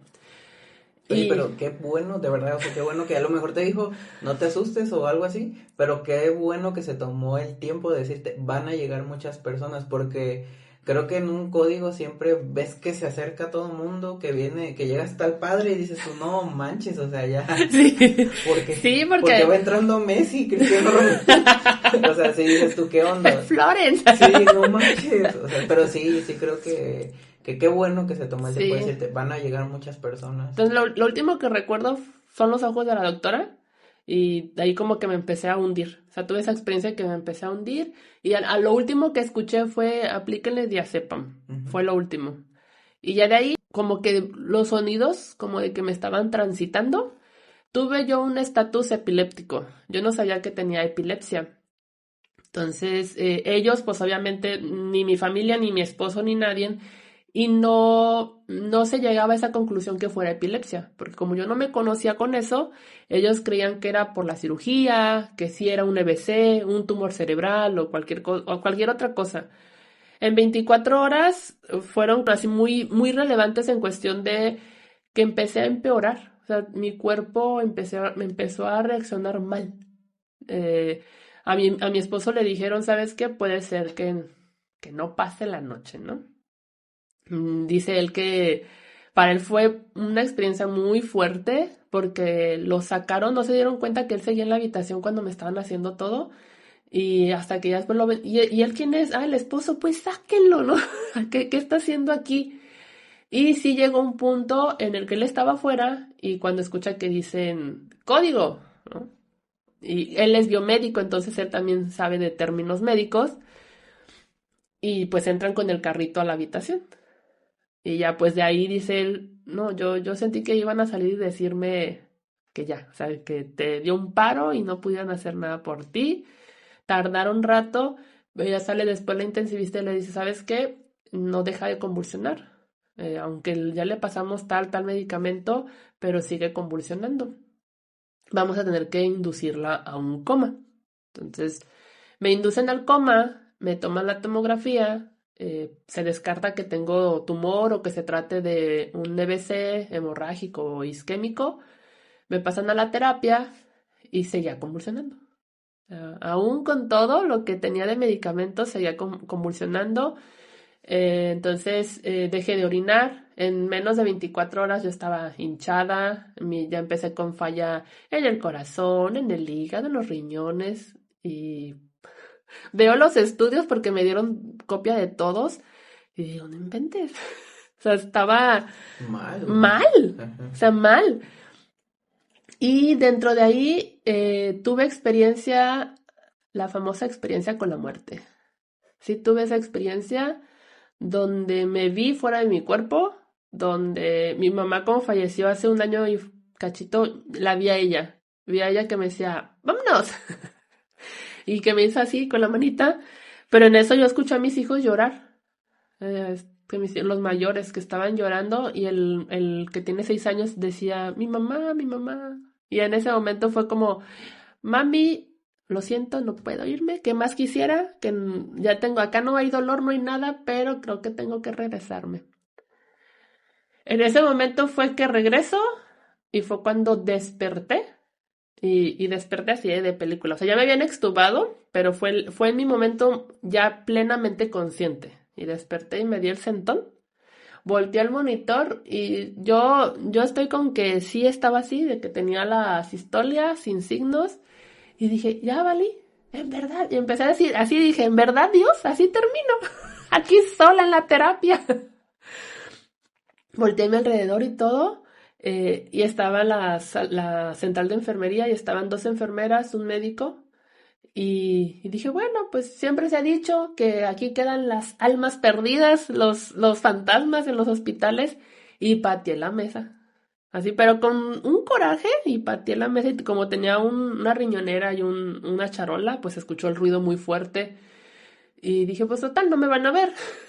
Ya regresa una enfermera que ella siempre fue muy linda. O sea, esa enfermera me tocó. Cuando me tocó dije, ah, caray, no estoy muerta, sí estoy aquí porque la siento. Me dijo, Sandra, ¿estás bien? Y ya, pues yo volví a voltear al monitor y ya vi que tenía signos el monitor. El doctor es así, no, así, ¿qué te pasa? ¿Por qué haces eso? Luego me empezó a regañar y yo sí fue así como, perdón, es No que, sabía que estaba viva. ajá, sí, así le dije, es que yo volteé y vi a Sistolia y pensé que estaba muerta. Pues no estás muerta, aquí estás. Así, o sea, pues iba despertando ya de forma consciente. Eso fue justo a las 3 de la tarde. Yo ya había experimentado la cuestión de la extubación. Es horrible, es de las cosas más horribles que puedan tener. Una, pues traes el tubo en tu garganta, entre que respiras y no respiras, te lo quieres arrancar, te terminan atando para que pues, no te lo quites, porque a fin de cuentas es un proceso para la extubación. No es como, ya le quito todos los medicamentos y el tubo para afuera, ¿no? Y te digo que estaban los médicos alrededor mío y las enfermeras y me tocaban, pero yo los veía como leones. Así. Pero como que fue la última escena que tuve de en la película eran unos leones atacando a personas, yo así los veía como leones y yo nada más recuerdo que me hacía para un lado y para otro y había una doctora que me hablaba calmada, porque los demás eran como, no te muevas, quédate quieta y así, así, y ella, a ver Sandy, mira, tú sabes de esto, eres enfermera, tranquila, respira, te estamos ayudando. Todo lo que está pasando aquí es porque es por tu bien. Da gracias, mira, de que te vamos a quitar el tubo. Y eso significa que no estás pasando por algo tan grave. O sea, Oye, estás... y cuando despertaste, ¿te acuerdas de la enfermera que te agarró la mano? Sí, ¿De la doctora que sí, te sí, dijo sí. que estuvieras tranquilo? O sea, ¿la escuchaste o cómo sentiste que ella fue? O sea, Ah, porque reconocía sus voces. De hecho, cuando estaba, o sea, que sí estaba sedada, que estaba intubada, yo sabía que estaba ahí y yo como que trataba de abrir los ojos y pero no podía. Y luego, pues el ruidito ay, tengo un ventilador conectado y escuchaba lo de las bombas cuando se terminaba y los pasos y escuchaba de un doctor que cuando no sabían qué tenía. Es que ya le hicimos esto, y ya salió esto, y no es por ahí, y no es por ahí. Creían que yo tenía una preeclampsia tardía. Me querían tratar así como, por la cuestión de que acababa de tener a mis bebés y que pudiese ser, pero después, no, es que ya pues pasó es que tanto sí, o tiempo. sea, convulsiones, o sea, la presión alta, o Ujú. sea, a lo mejor y... Sí, y me habían hecho un encefalograma estando sedada, pero pues no contaba porque estaba sedada. Entonces era sí o sí extubarme y para hacer esa valoración. Entonces, créanme, sí se siente el que te toquen, sí se siente que te hablen. Yo recuerdo que mi esposo, él me mencionaba mucho a los niños. Y échale ganas, los niños te esperan, yo te espero, todos están orando por ti, todos están preocupados, uy, si vieras todos los mensajes, y así pues me mencionaba cosas y pues salían, dice él, las lagrimitas de mis ojos, pero no entendía, o sea, y cuando me extubaron, todavía me dieron convulsiones. Se supone que me habían extubado porque ya no había presentado convulsiones, pero me quitan el tubo, me lo quitaron, dice el doctor, que a las 9 de la mañana. Y para las 11 de la mañana otra vez presenté crisis convulsivas. Entonces, ahí en ese lapso yo presenté, no sé si has escuchado, los auras en pacientes epilépticos. Entonces, para mí mis auras eran alucinaciones. Yo veía como lo que se le ve a las teles, la estática, así, y escuchaba ese sonidito. Tuve de que veía puras sombras y vi morado. Entonces, aquí hubo otra enfermera que me ayudó en este periodo, tomó mi mano y me decía, como me conoce, Sandy, vas a estar bien, échale ganas. Y yo me acuerdo que le pregunté, porque yo sentía como si ella fuera Dios, y le dije, ¿vale la pena? ¿Vale la pena regresar? ¿Vale la pena luchar? Si tú me dices que vale la pena, ella dice que parecía borracha por cómo hablaba. Si tú me dices que vale la pena, yo le echo ganas. Y ya pues ella me dijo, sí, claro que vale la pena. O sea, eres buena mamá, buena enfermera, buena esposa, te esperan tus hijos, te espera tu esposo, Y chambeas en el IMSS, regrésate. y, y ya le dije, ok. Entonces, convulsioné inmediatamente después de eso. Y en otro escenario, igual me acuerdo que vi a un doctor que lo conozco porque aparte trabaja en el IMSS, pero yo así, ¡Hey, tú, ven aquí! Y ya con él iba una, no sé, una practicante o algo así, porque sí le dice, doctor, ¿va a dejar que le hable así? Ya la conozco, dice, así no es ella. Y ya fue, y se supone que ya me habían explicado lo que me había pasado, pero yo no me acordaba. Y ya le digo, doctor, ¿por qué estoy aquí? ¿Qué estoy haciendo aquí? ¿Qué me pasó? ¿Qué esto? ¿Qué aquello? Y ya, en lo que me volvió a explicar, otra vez volví a convulsionar. Entonces, ahí fue que empezaron a sospechar que era epilepsia. Y más por las alucinaciones auditivas y visuales que yo empecé a presentar. Y ya para la siguiente resonancia, pues me tuvieron que sedar nuevamente. Anterior a eso habían intentado hacerme una, pero empecé a convulsionar y yo me acuerdo de esa y ahí estaba yo intubada. Estaba intubada y me acuerdo del sonido porque el aparato de resonancia hacen unos sonidos muy peculiares, Y entonces ya me iban a meter y cuando empecé a convulsionar. Y ahí yo recuerdo que empezó la mitad de mi cuerpo y como que tenía medio abiertito los ojos mm, porque empecé a ver mi mano cómo se movía. Y ya nada más dije, no, otra vez. Y me pasaron algo y me volví a fundir, así sentirme como que me iba al vacío. No sé, fue algo muy, muy extraño. Pero ya una vez que desperté consciente y cuando me tocaba en turno alguna de las enfermeras, yo cerraba mis ojos y yo, y digo, ay, ¿tú estuviste hasta el día? ¿Cómo sabes? Y yo, es que yo escuché tu voz y yo escuchaba que me decías que le echara ganas o sentí, yo desperté peinada y ya cuando me tocó que me dieron el baño de esponja, digo, ay, es algo tan incómodo. Es muy incómodo que sabía que era parte de, pero pues sí, o sea, esa parte incómoda, aunque te la den calientita, te da frío y estás ahí temblando y todo, y te dicen, va a ser rapidito, pero tú lo sientes eterno. No estuve yo tal cual intubada del domingo hasta el martes. Y ya, y fíjate, fue no un tanto tiempo, o sea, no fue tantísimo, pero ya se me estaba haciendo una úlcera en el sacro.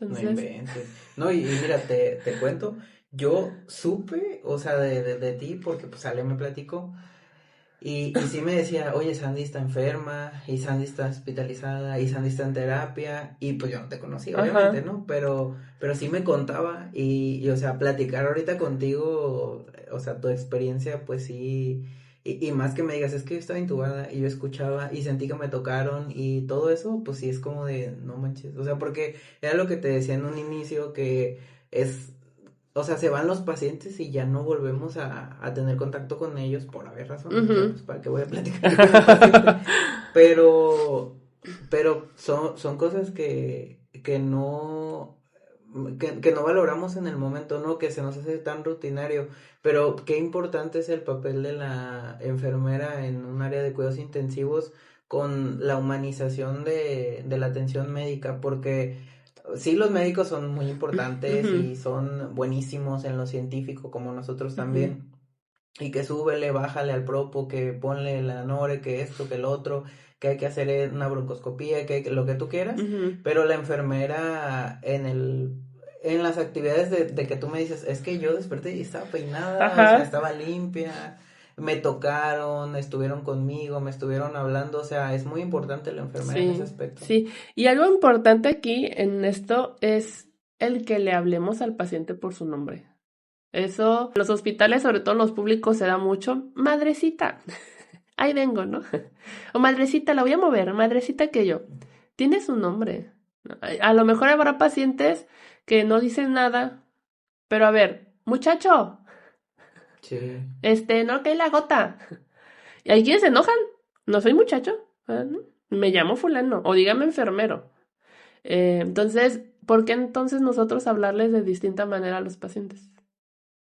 Y te digo que se siente diferente porque cuando entré o así, pues sí, mi reina linda va. Pero cuando me empezaron a hablar por mi nombre, se sintió diferente. O sea, yo sentía, me están viendo a Sandra, la atención es personalizada para Sandra y no soy una más. Hay algo que yo cuestiono mucho incluso con la implementación de las acciones esenciales y que nos hacen tanto énfasis en que la uno y que la La identificación atención del del paciente. paciente. La verdad es que a lo mejor sí hay indicadores que se miden y todo, pero en la práctica cotidiana, en la vida, en el mundo real hospitalario, pues le seguimos diciendo al paciente el de las 6, el de las 7, el de las 8, lo que tú quieras, el número de cama que sea. Y lo que yo hago mucho, porque si seguimos identificando a los pacientes por el número de cama, es decir su nombre primero y después decir el número de cama, porque pues el otro así lo va a identificar. O sea, yo sé que en la cama 3 está la señora Esperanza, pero si le digo, ¿dónde está la señora Esperanza? No vas a ver el otro Ajá. men que paciente es. Entonces le digo, la señora Esperanza que está en la cama 3 y pues bueno, Sí, ya sí, con eso sí. le ayudas un poquito, porque sí, algo que me hace mucho me da mucho cringe, la verdad, es cuando a los pacientes intubados les dicen el tubo. O Ah, sea, no me gusta. siento feo, y más tú que viviste de tener, o sea, no eres el, o sea, no No. eres el tubo, o sea, no cuidas el tubo, o sea, cuidas No, al al paciente, ajá, y paciente, la verdad que sí. no te tardas nada en decir el paciente intubado o el paciente con ventilación Ujú, mecánica, porque es muy, muy, muy común, que es sí, el tubo, y el ajá. tubo, ¿cuántos tubos tienes? O sea, güey, o sea, no estás en el table para estar ahí, ¿y cuántos tubos? O sea, ¿qué es eso? Eso sí, la verdad que no me gusta y que son prácticas que se van a ir erradicando, que a lo mejor van a durar pues Ujú, unos añitos todavía, sí. pero hay que irlo visibilizando con Sí, todo esto. y a fin de cuentas, ese acompañamiento que damos después de es vital. O sea, obviamente, para mí, al despertar, yo sentía que era todavía domingo. Yo no sabía que había... Y así lo digo, y a lo mejor para uno dice, ay, qué exagerada, solo estuvieses un, que 36 horas intubada, ¿no? Pero el decir, wow, o sea, no tuve conciencia de mí durante todo este tiempo. Imagínate los que están 15 días, un mes, ¿no? Que de pronto despiertan y... ¿Qué onda? O ¿Qué onda? O sea, sea, todo lo que pasó, y hay detalles muy pequeñitos, o sea, como apagarle la luz al paciente, como no estar haciendo ruido, o sea, son detalles muy pequeñitos que pueden traer muchas complicaciones, o sea, porque si el paciente está en decúbito dorsal y está volteando únicamente hacia arriba y está la lámpara arriba, sí, a lo mejor, como la lámpara esta, o sea, si la ves durante mucho sí. rato, o sea, obviamente te va a encandilar. Ahora imagínate un paciente que únicamente está viendo eso Ujú, o que está escuchando mucho ruido, o sea, son pequeños detalles que sí. hacen la diferencia en la atención. De hecho, yo después de que me extubaron, pues yo estaba con fentanilo. Así que andaba en las nubes. Y me mencionaron, yo recuerdo muy poco de esa parte, pero sí me mencionaron que estuve un tanto agresiva. Porque también esa es otra. Era la única paciente en terapia. Entonces, no había más sonidos que los míos, que mi voz, que el monitor, etcétera. Y por lo mismo yo escuchaba todo lo que hablaban los médicos, las enfermeras, etcétera. Y sí hubo un punto en el que me senté y grité, cállense el pi hocico, ¿no? Así lo dije. Enojada porque estaba fastidiada y más porque entendía ciertos términos que estaban manejando. Entonces, para mí era, o sea, ¿por qué estás hablando así de mí? O sea, ¿por qué mencionas todo eso así de mí? Porque también estaban con sospechas de un síndrome que ahorita no me acuerdo el nombre, igual si me acuerdo te lo mando para que lo menciones por ahí, que es cuando tú generas ciertos síntomas.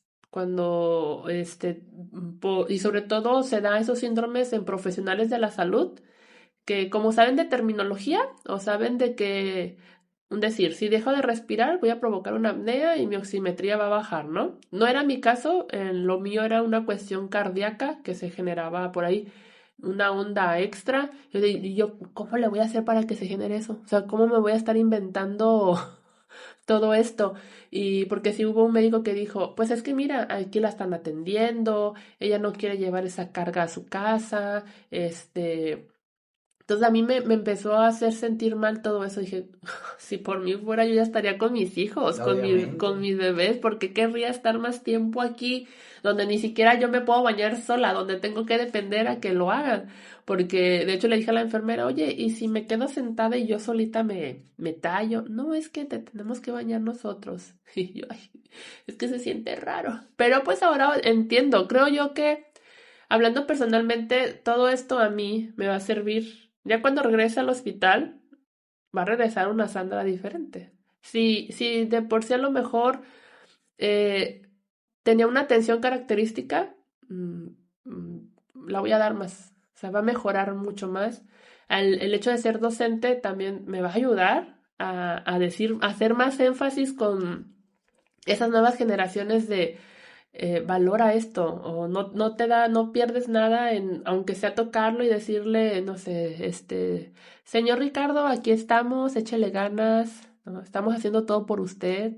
No nada más decir todo va a estar bien, porque como dices, no tenemos esa seguridad de que todo está bien. Y a fin de cuentas, si un paciente está intubado, está postrado o está en cierta situación vulnerable, no está bien. O sea, no está bien todo. Algo está pasando en su cabeza, su corazón, internamente. Pero, ok, no está bien todo, pero aquí estamos contigo, aquí estamos para ti, para usted, como le hablan a esa persona, y que incluso eso también lo vea el familiar, que lo vea, o sea, que sepa que están atendiendo con calidez a su papá, su mamá, su hermano, hermana, esposo, esposa. No sé si tú alguna vez has tenido algún familiar muy cercano a ti, hospitalizado, pero pues te cambia, o sea, cambia todo eso y dices, ahí sí entra, atiendo como quisiera que me atendieran o como quisiera que atendieran a mi familiar. Y ahora que me tocó vivirlo como paciente, pues te cambia, o sea, cambia todo ese panorama y si dices, "Ay, ya jamás le voy a decir el del tubo, ya jamás voy a volver a decir el de la cama tal, o si lo digo, pero saber que no es tan solo un número, es una persona. Y algo muy importante también es, no te bases solo en lo que diga el monitor. Sí, checa a tus pacientes. A mí me tocó que desde allá de la central nomás se paraban y veían el monitor. Chido. Está bien. O sea, estás en una terapia intensiva donde se supone que es cada hora tu valoración o tus signos vitales, pero los signos vitales no solamente es lo que tengas conectado, es ver bien su llenado capilar, cómo está, también inclusive emocionalmente. Yo me la pasaba llorando, yo no entendía, estaba enojada. Agradezco mucho de algunas personas que me tocaron que gracias a que me conocían, pues iban y me daban una vuelta o me veían que me pusieran aromaterapia, por ejemplo. Hay un olor muy peculiar que lo tengo muy grabado y lo dio una amiga ahí en la terapia. La música también, entonces hubo alguien que dijo, pues es cristiana y ya me pusieron alabanzas cristianas y para mí también fue una salvación esa parte y eso de las canciones me las pusieron estando intubada. Y yo las escuchaba y era, échale ganas, y Dios está aquí, y Dios está aquí. No entendía, y sí desperté enojada porque todo iba bien, ya iba a poder caminar, ya iba a poder hacer otra vez cosas y todo esto dio un retroceso. Mi recuperación se suponía que iba a ser 3 meses y ya para yo volver a trabajar, ya llevo 5 y aún me falta. Pero mire, ahorita, o sea, si me dices, soy una persona que hace unos meses no podía hablar, que estuvo intubada, que no podía caminar, o sea, verte ahorita que ya has mejorado muchísimo y que estoy seguro que muy pronto vas a regresar a tus labores normales y saber que ya estás con tus bebés sobre todo, o sea, pues creo que es de las cosas más bonitas. Y ahorita que me estás contando todo lo que viviste, fui haciendo como la reflexión de qué nos debe de pasar como enfermeros y como enfermeras para poder humanizar el trato que damos a los pacientes. No tengo la menor duda de que tú antes de esto eras una excelente enfermera por el contacto que hemos tenido en este ratito, o sea, te ves muy cálida, muy agradable. Pero hay muchas personas que la neta no, y creo que nunca van a llegar a estar en una terapia intensiva como pacientes como para poder sensibilizar el cuidado que dan o poder generar realmente la empatía que se debe de tener. Porque ya te decía, tanta empatía que nos meten durante nuestra Ajá. formación, los cursos que nos dan de vez en cuando que dices tú, otra vez este curso de trato digno al paciente, ay no, ya estoy bien enfadado, pero son muy, muy, muy importantes, o sea, y no, te digo, no vamos a estar todos hospitalizados o no vamos a tener un familiar, que ojalá, o sea, nunca nos pase, porque pues no se lo deseamos a nadie. Ahorita que me decías, a mí me tocó también vivir una experiencia como familiar de mi papá se fracturó hace como unos 2 años y yo me asusté, o sea, porque pues fuimos a un hospital público y yo decía, van a tardar, o sea, yo sé lo que tardan las cirugías de trauma y cuando el paciente ya no tiene dolor y cuando no es una fractura expuesta, o sea, yo sé que se puede tardar hasta un mes, Ujú, hasta 2 semanas, que no llega el proveedor y que no hay espacio quirúrgico, que las urgencias en la noche, o sea, yo sé cómo es el proceso, por eso creo que ujú, te asustas más y creo que justamente fue lo que te pasó a ti, incluso estando en un entorno donde había todo, o sea, donde afortunadamente había todo. Ahora me pongo a pensar también en que una persona vaya a un hospital donde no hay un resonador, donde no hay un tomógrafo, donde no hay un intensivista a la mano, o sea, todo eso, creo que el pagar un seguro de gastos médicos mayores también sí. nos hace decir, oye, porque sabemos cómo es la atención en un público, o sea, que obviamente puede salir bien, o Sí, sea, vivo, sin secuelas, no porque vayas a estar hospitalizado en un hospital, valga la redundancia, público, quiere decir que ya todo está mal, o sea, obviamente no, pero sí tienes mejores expectativas cuando vas a un hospital sí, privado. de hecho yo lo que le decía a mi esposo y a conocidos, si yo me hubiera operado en el IMSS, yo siento y creo que no estaría aquí, que a lo mejor todavía seguiría intubada o buscándole, rascándole a ver qué es lo que yo tenía, porque la epilepsia no sale en estudios comunes, no la detectas con estudios de sangre ni nada, o sea, y tienes que estar de un punto consciente para ver cómo respondes a la luz, a los ruidos, ahora sí que a los detonantes para la epilepsia. O imagínate, o sea, que te dijeron, necesitamos hacerle una resonancia, pero no hay resonador aquí, entonces la vamos a llevar a otro lugar. Entonces, de aquí que programan tu traslado, de aquí que una ambulancia disponible, de aquí que vengan en el otro lugar, y de aquí que regresan, de aquí que mandan tu estudio. Sí, Cuando mandan tu estudio ya se fue el médico, entonces hasta el otro día o sea, son cosas sí, es que pues una no entiendes del cadenita. sistema y que te frustran, pero pues... Sí, porque, por ejemplo, te digo que me llegaron a decir esa cuestión de que por qué no lo había hecho en un público mi cirugía. Eh, Jamás me imaginé que iba a terminar en terapia. Y la otra era que si al trámite lo seguía haciendo yo en el IMSS, porque sí fui a que me valoraran para tener un antecedente de toda mi situación. Pero el médico familiar, de hecho, me dijo, ¿sabes qué? Si puedes y tienes las posibilidades, pues trátate por fuera, porque aquí todo el protocolo, toda la cuestión de atención va a tardar como un año. Yo no tenía un año. Si ya yo hubiese llegado a la pérdida de los esfínteres, ¿cómo sería mi vida ahorita? O sea, estar en pañales. Tengo 37 años, o sea, no, no iba a poder adelantar esa etapa, o sea, no me figuraba ese escenario en mi vida. Entonces, no es como que estuviera en una situación económica favorable, pero pues le buscamos, o sea, buscamos la manera. Abrí de hecho una página, para recaudar fondos, donde gracias a Dios recibimos mucho apoyo, mucha ayuda y pues más cuando terminé en terapia.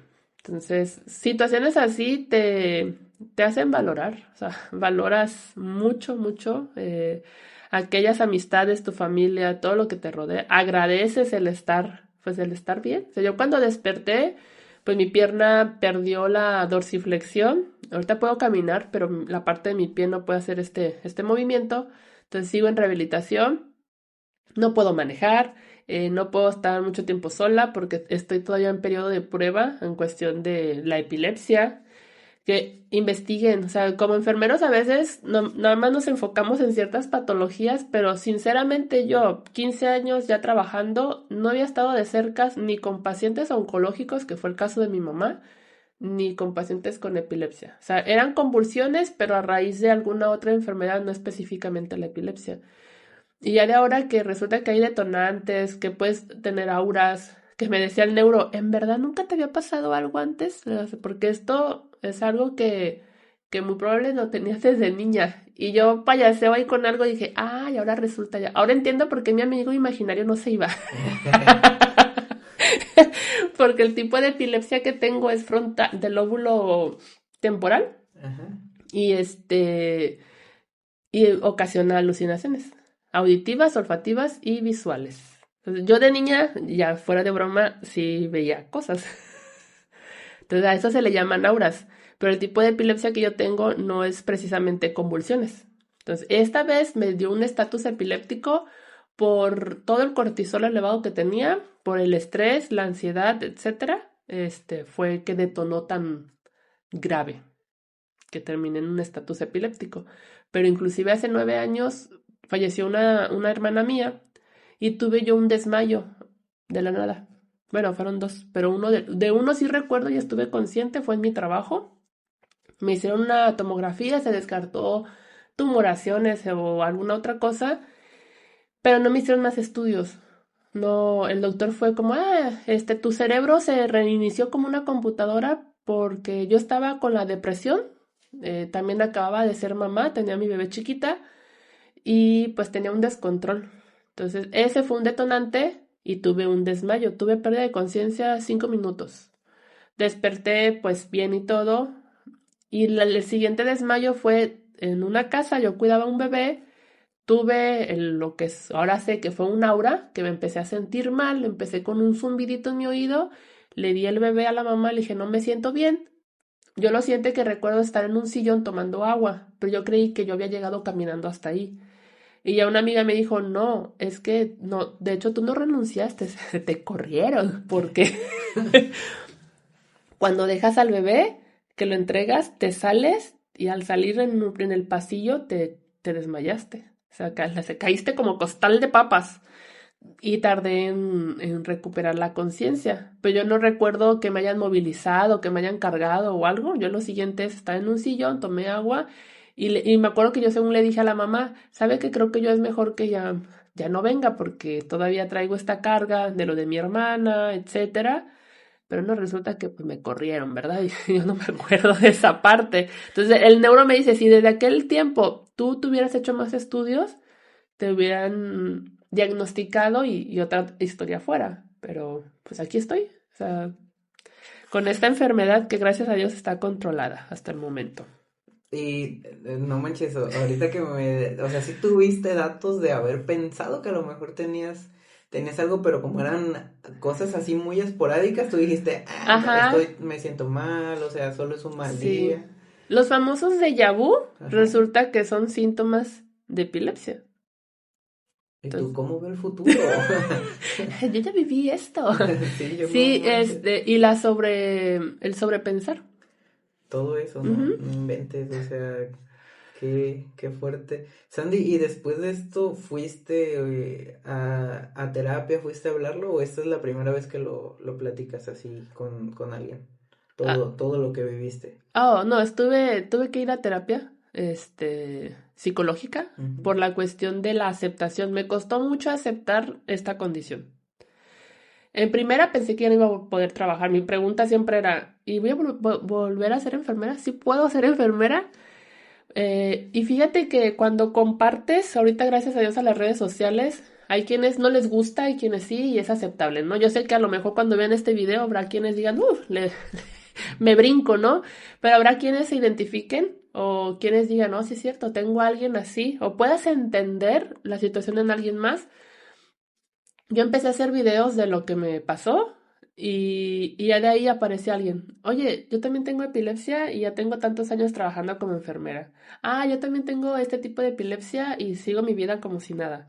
Entonces dije, wow, o sea, No, y cuando me decía, oye, Sandy, me mandó un mensaje y yo le dije, sí, o sea, porque después de que saliste del hospital, le dije, oye, quiero platicar con Sandy, porque la idea primero era platicar de la agencia, ujú, y ya después le dije, no, pues, o sea, quiero platicar con ella, o sea, como enfermera, pues, viviendo una historia así, porque como dices, hay personas con epilepsia que se van a identificar, hay enfermeros que tuvieron pacientes hospitalizados que se van a identificar o únicamente van a ver el capítulo y van a decir, oye, yo he estado en terapia intensiva y ni siquiera me le acerco al paciente, o sea, que estoy haciendo las sí. cosas mal, pero sí se necesita pues tener autocrítica y saber que siempre estamos en mejora continua y que tenemos que humanizar el trato que Sí. recibimos. De hecho, un doctor me decía el cómo se acelera la recuperación en los pacientes en terapia intensiva. Y ese tema lo vi, yo vi que fuiste a un congreso recientemente a Tijuana y de hecho le pregunté a Ale, ¿qué tal estuvo el tema de los mitos del delirio en la terapia? Ah, sí. ¿Sientes que te vas a volver loco ahí? Te dejan un reloj, está enfrente de ti, según esto, para que no tengas pérdida de la noción del tiempo, pero no sabes si es de día o es de noche. Entonces es como que el reloj me viene guango, o sea, no, no me sirve nada que me tengas un reloj. Aquí sería lo importante tener ventanas. O sea, que tú realmente tengas esa noción de decir es de día o es de noche. Yo estuve en un hospital privado trabajando, donde sí había ventanas. Y los pacientes sí expresaban de que eso les ayudaba mucho, el ver la luz, cuando era de día y cuando era de noche. Yo ahí te digo, estuve ya consciente martes, miércoles, jueves, 3 días. Los demás pues fueron intubada. 3 días, pero fueron feos. O sea, para mí fue una experiencia pues, no grata, que ahora, pues sí, ¿cómo va a ser grata? Pero eso, de no tener esa noción, de ansiar que llegue la hora de visita, son 2 horas. Hay lugares donde nada más es media hora. Por ejemplo, en el IMSS es media hora solamente que puedes ver a tus Y si pacientes. ya te pasaste del tiempo, ya no dejan entrar Y a así, ahí nadie. es una locura, pero acá fueron 2 horas y pues las apreciaba y todo eso, sí, la comida estaba riquísima donde estuve. eh, Tenía sal el helado. Porque ya ves que Ay, en el lo que público. a mí me tocó fue muy rica, ¿eh? Ay, si en el público no, hasta nosotros como personal de la salud nos toca la comida, tienes que llevarte tu salecita por aparte. Ay, sí. Pero la verdad, sí hubo así enfermeras que nada más, hola, soy tu enfermera, voy a estar contigo. Y dice, pues va a estar conmigo, ¿no? Aquí la voy a ver toda la noche, me va a acompañar a ver una película o no sé. Pero nada más es el Lola y ya después a las 6 de la mañana, bueno, espero que hayas pasado una buena noche, adiós. Sí. Casi, casi. Mira, ahí en ese punto creo que sí tenemos que identificar qué es lo que el paciente requiere. O sea, si requiere. Obviamente como enfermeros no vamos como cuidadores, pero sí identificar si el paciente requiere acompañamiento. Me tocó hace poquito un paciente que todos decían, es que no le gusta mucho las visitas y no le gusta mucho, no es muy cooperador, o Ajá. sea, nada más van y dan el medicamento y visitas mínimas, o sea, pero fui y platiqué con el señor cuando le di el medicamento y vi que estaba viendo un partido de fútbol y le empecé a sacar plática por ahí. Y hasta me dijo, siéntate para que veas el partido aquí conmigo. Y yo así de, o sea, no. Pero me senté un ratito ahí con él y ahí me estuve platicando. Y ya cuando salí, bromeé con mis compañeros y les dije, no, es que me quedé en el chisme, por eso tardé.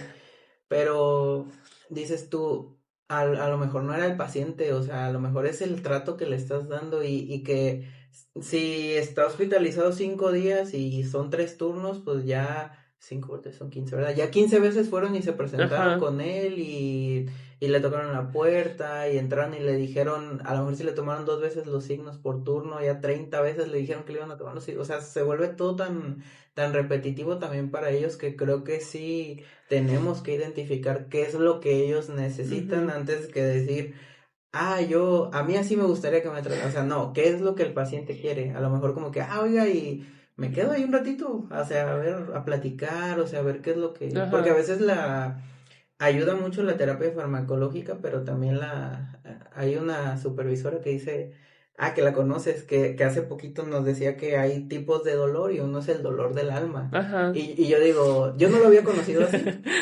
pero sí sé que si tú platicas con una persona o si le explicas el procedimiento lo mejor posible o si le dices que respire y profundo cuando lo vas a canalizar, son cosas que hacen la diferencia entre dar un trato humanizado y no. Sí, de hecho, me tocó en el público, se supone pues, el aseo de genitales a pacientes que tienen sonda Foley, ¿no? Sobre todo. Y a mí me lo hacían una vez por turno. Y está así como de ya, déjenme. ¿Por qué tanta limpiadera? Se me hizo muy, muy incómodo. Terminé un tanto irritada por el tipo de jabón que se utiliza para hacer el lavado de genitales. Pero yo era así de, ¿por qué? O sea, ¿por qué tienen que hacerlo tanto? Y más porque no había tenido esa experiencia de la importancia. Obviamente, pues es para la prevención de infecciones de las vías urinarias, pero, y si es cierto, se siente muy diferente que te lo haga una enfermera que te lo haga un enfermero. Sí, Pero hasta, somos más toscos. Sí. y aparte, pues también hay el pudor, ¿no? Esa parte. Y a mí me tocó más porque muchos de los que me atendieron también eran conocidos míos. Y yo, ay, ya me van a ver todo.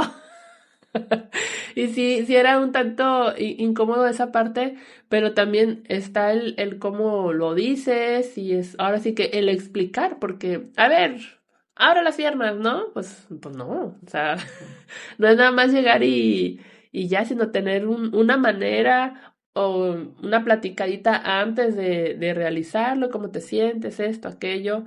Y si es verdad de que a veces no es tanto el medicamento o algo para el dolor, sino que quieres hablar. Y más en la terapia, donde solo recibes 2 veces visita de tu familia y de ahí en más ¿Cómo está?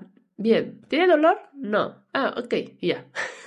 Sí, y o sea, eres bien platicadora y a lo mejor tú dices, es que sí, yo sí quería platicar, pero hay pacientes que no, entonces por eso te digo, hay que realmente ver si el paciente quiere platicar, se le va a notar, o sea, sin que llegue, quiere hablar, oiga, o sea, no, Sí, o sea, yo, pero realmente se va a notar, o sea, cuando el paciente quiere platicar y cuando no también, entonces pues ajá. le da su espacio y sin problema, pero sí creo que hay muchas cosas que podemos hacer diferentes en el trato que damos en una terapia intensiva y justo hubo una conferencia, este congreso que fui, que se llamaba así, Humanizando el trato en la terapia intensiva y me acuerdo de que el ponente contó el caso con su papá, de que él dijo, es que mi papá estuvo en terapia intensiva y yo he sido intensivista un buen de años y no me había dado cuenta de estas cosas. O sea, y él decía, es que no hay que sacar a los pacientes, a que les dé la luz, hay que hacer esto, hay que hacer el otro,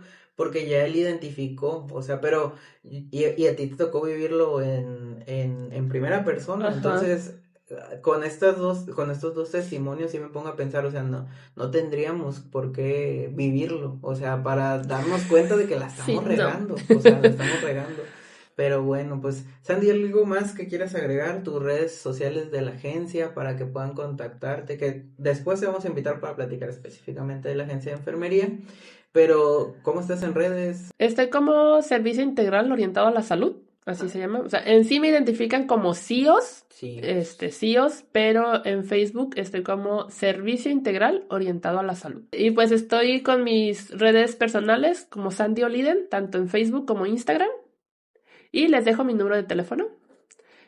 Es el 322-138-4830 y el 322-208-8197. eso es casada, o sea, para que ustedes contacten por si necesitan cuidados de enfermería, Sí, heridas, todo sí, eso. si alguien ha padecido esta enfermedad de la epilepsia, ha pasado por cirugía de columna, si quiere saber de algún médico rehabilitador del trauma, porque me decía el trauma que enfermería es uno de los, bueno, los que se dedican a enfermería, somos los pacientes con más casos de hernia. Entonces, hay mecánica corporal, nos enseñan de mecánica corporal, pero a la mera hora no la aplicamos. O sea, no hacemos mecánica corporal con los Yo con mi pacientes. dolor de espalda diario. Entonces, en verdad, no estamos solos en esto, no estamos solos como pacientes con este tipo de enfermedades. Es muy duro aceptarlo, pero una vez que abrazas lo que padeces, la vida es mejor. La vida fluye, tienes tranquilidad, tienes paz y lo mejor de todo es estar sin miedo. O sea, lo que va a pasar, va a pasar. Y es educar también a tu familia, a ver si me pasa esto.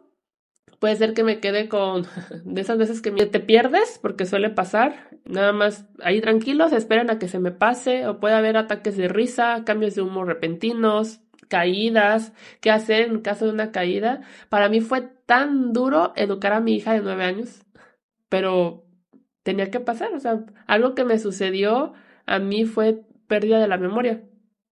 Yo no me acordaba de mis hijos.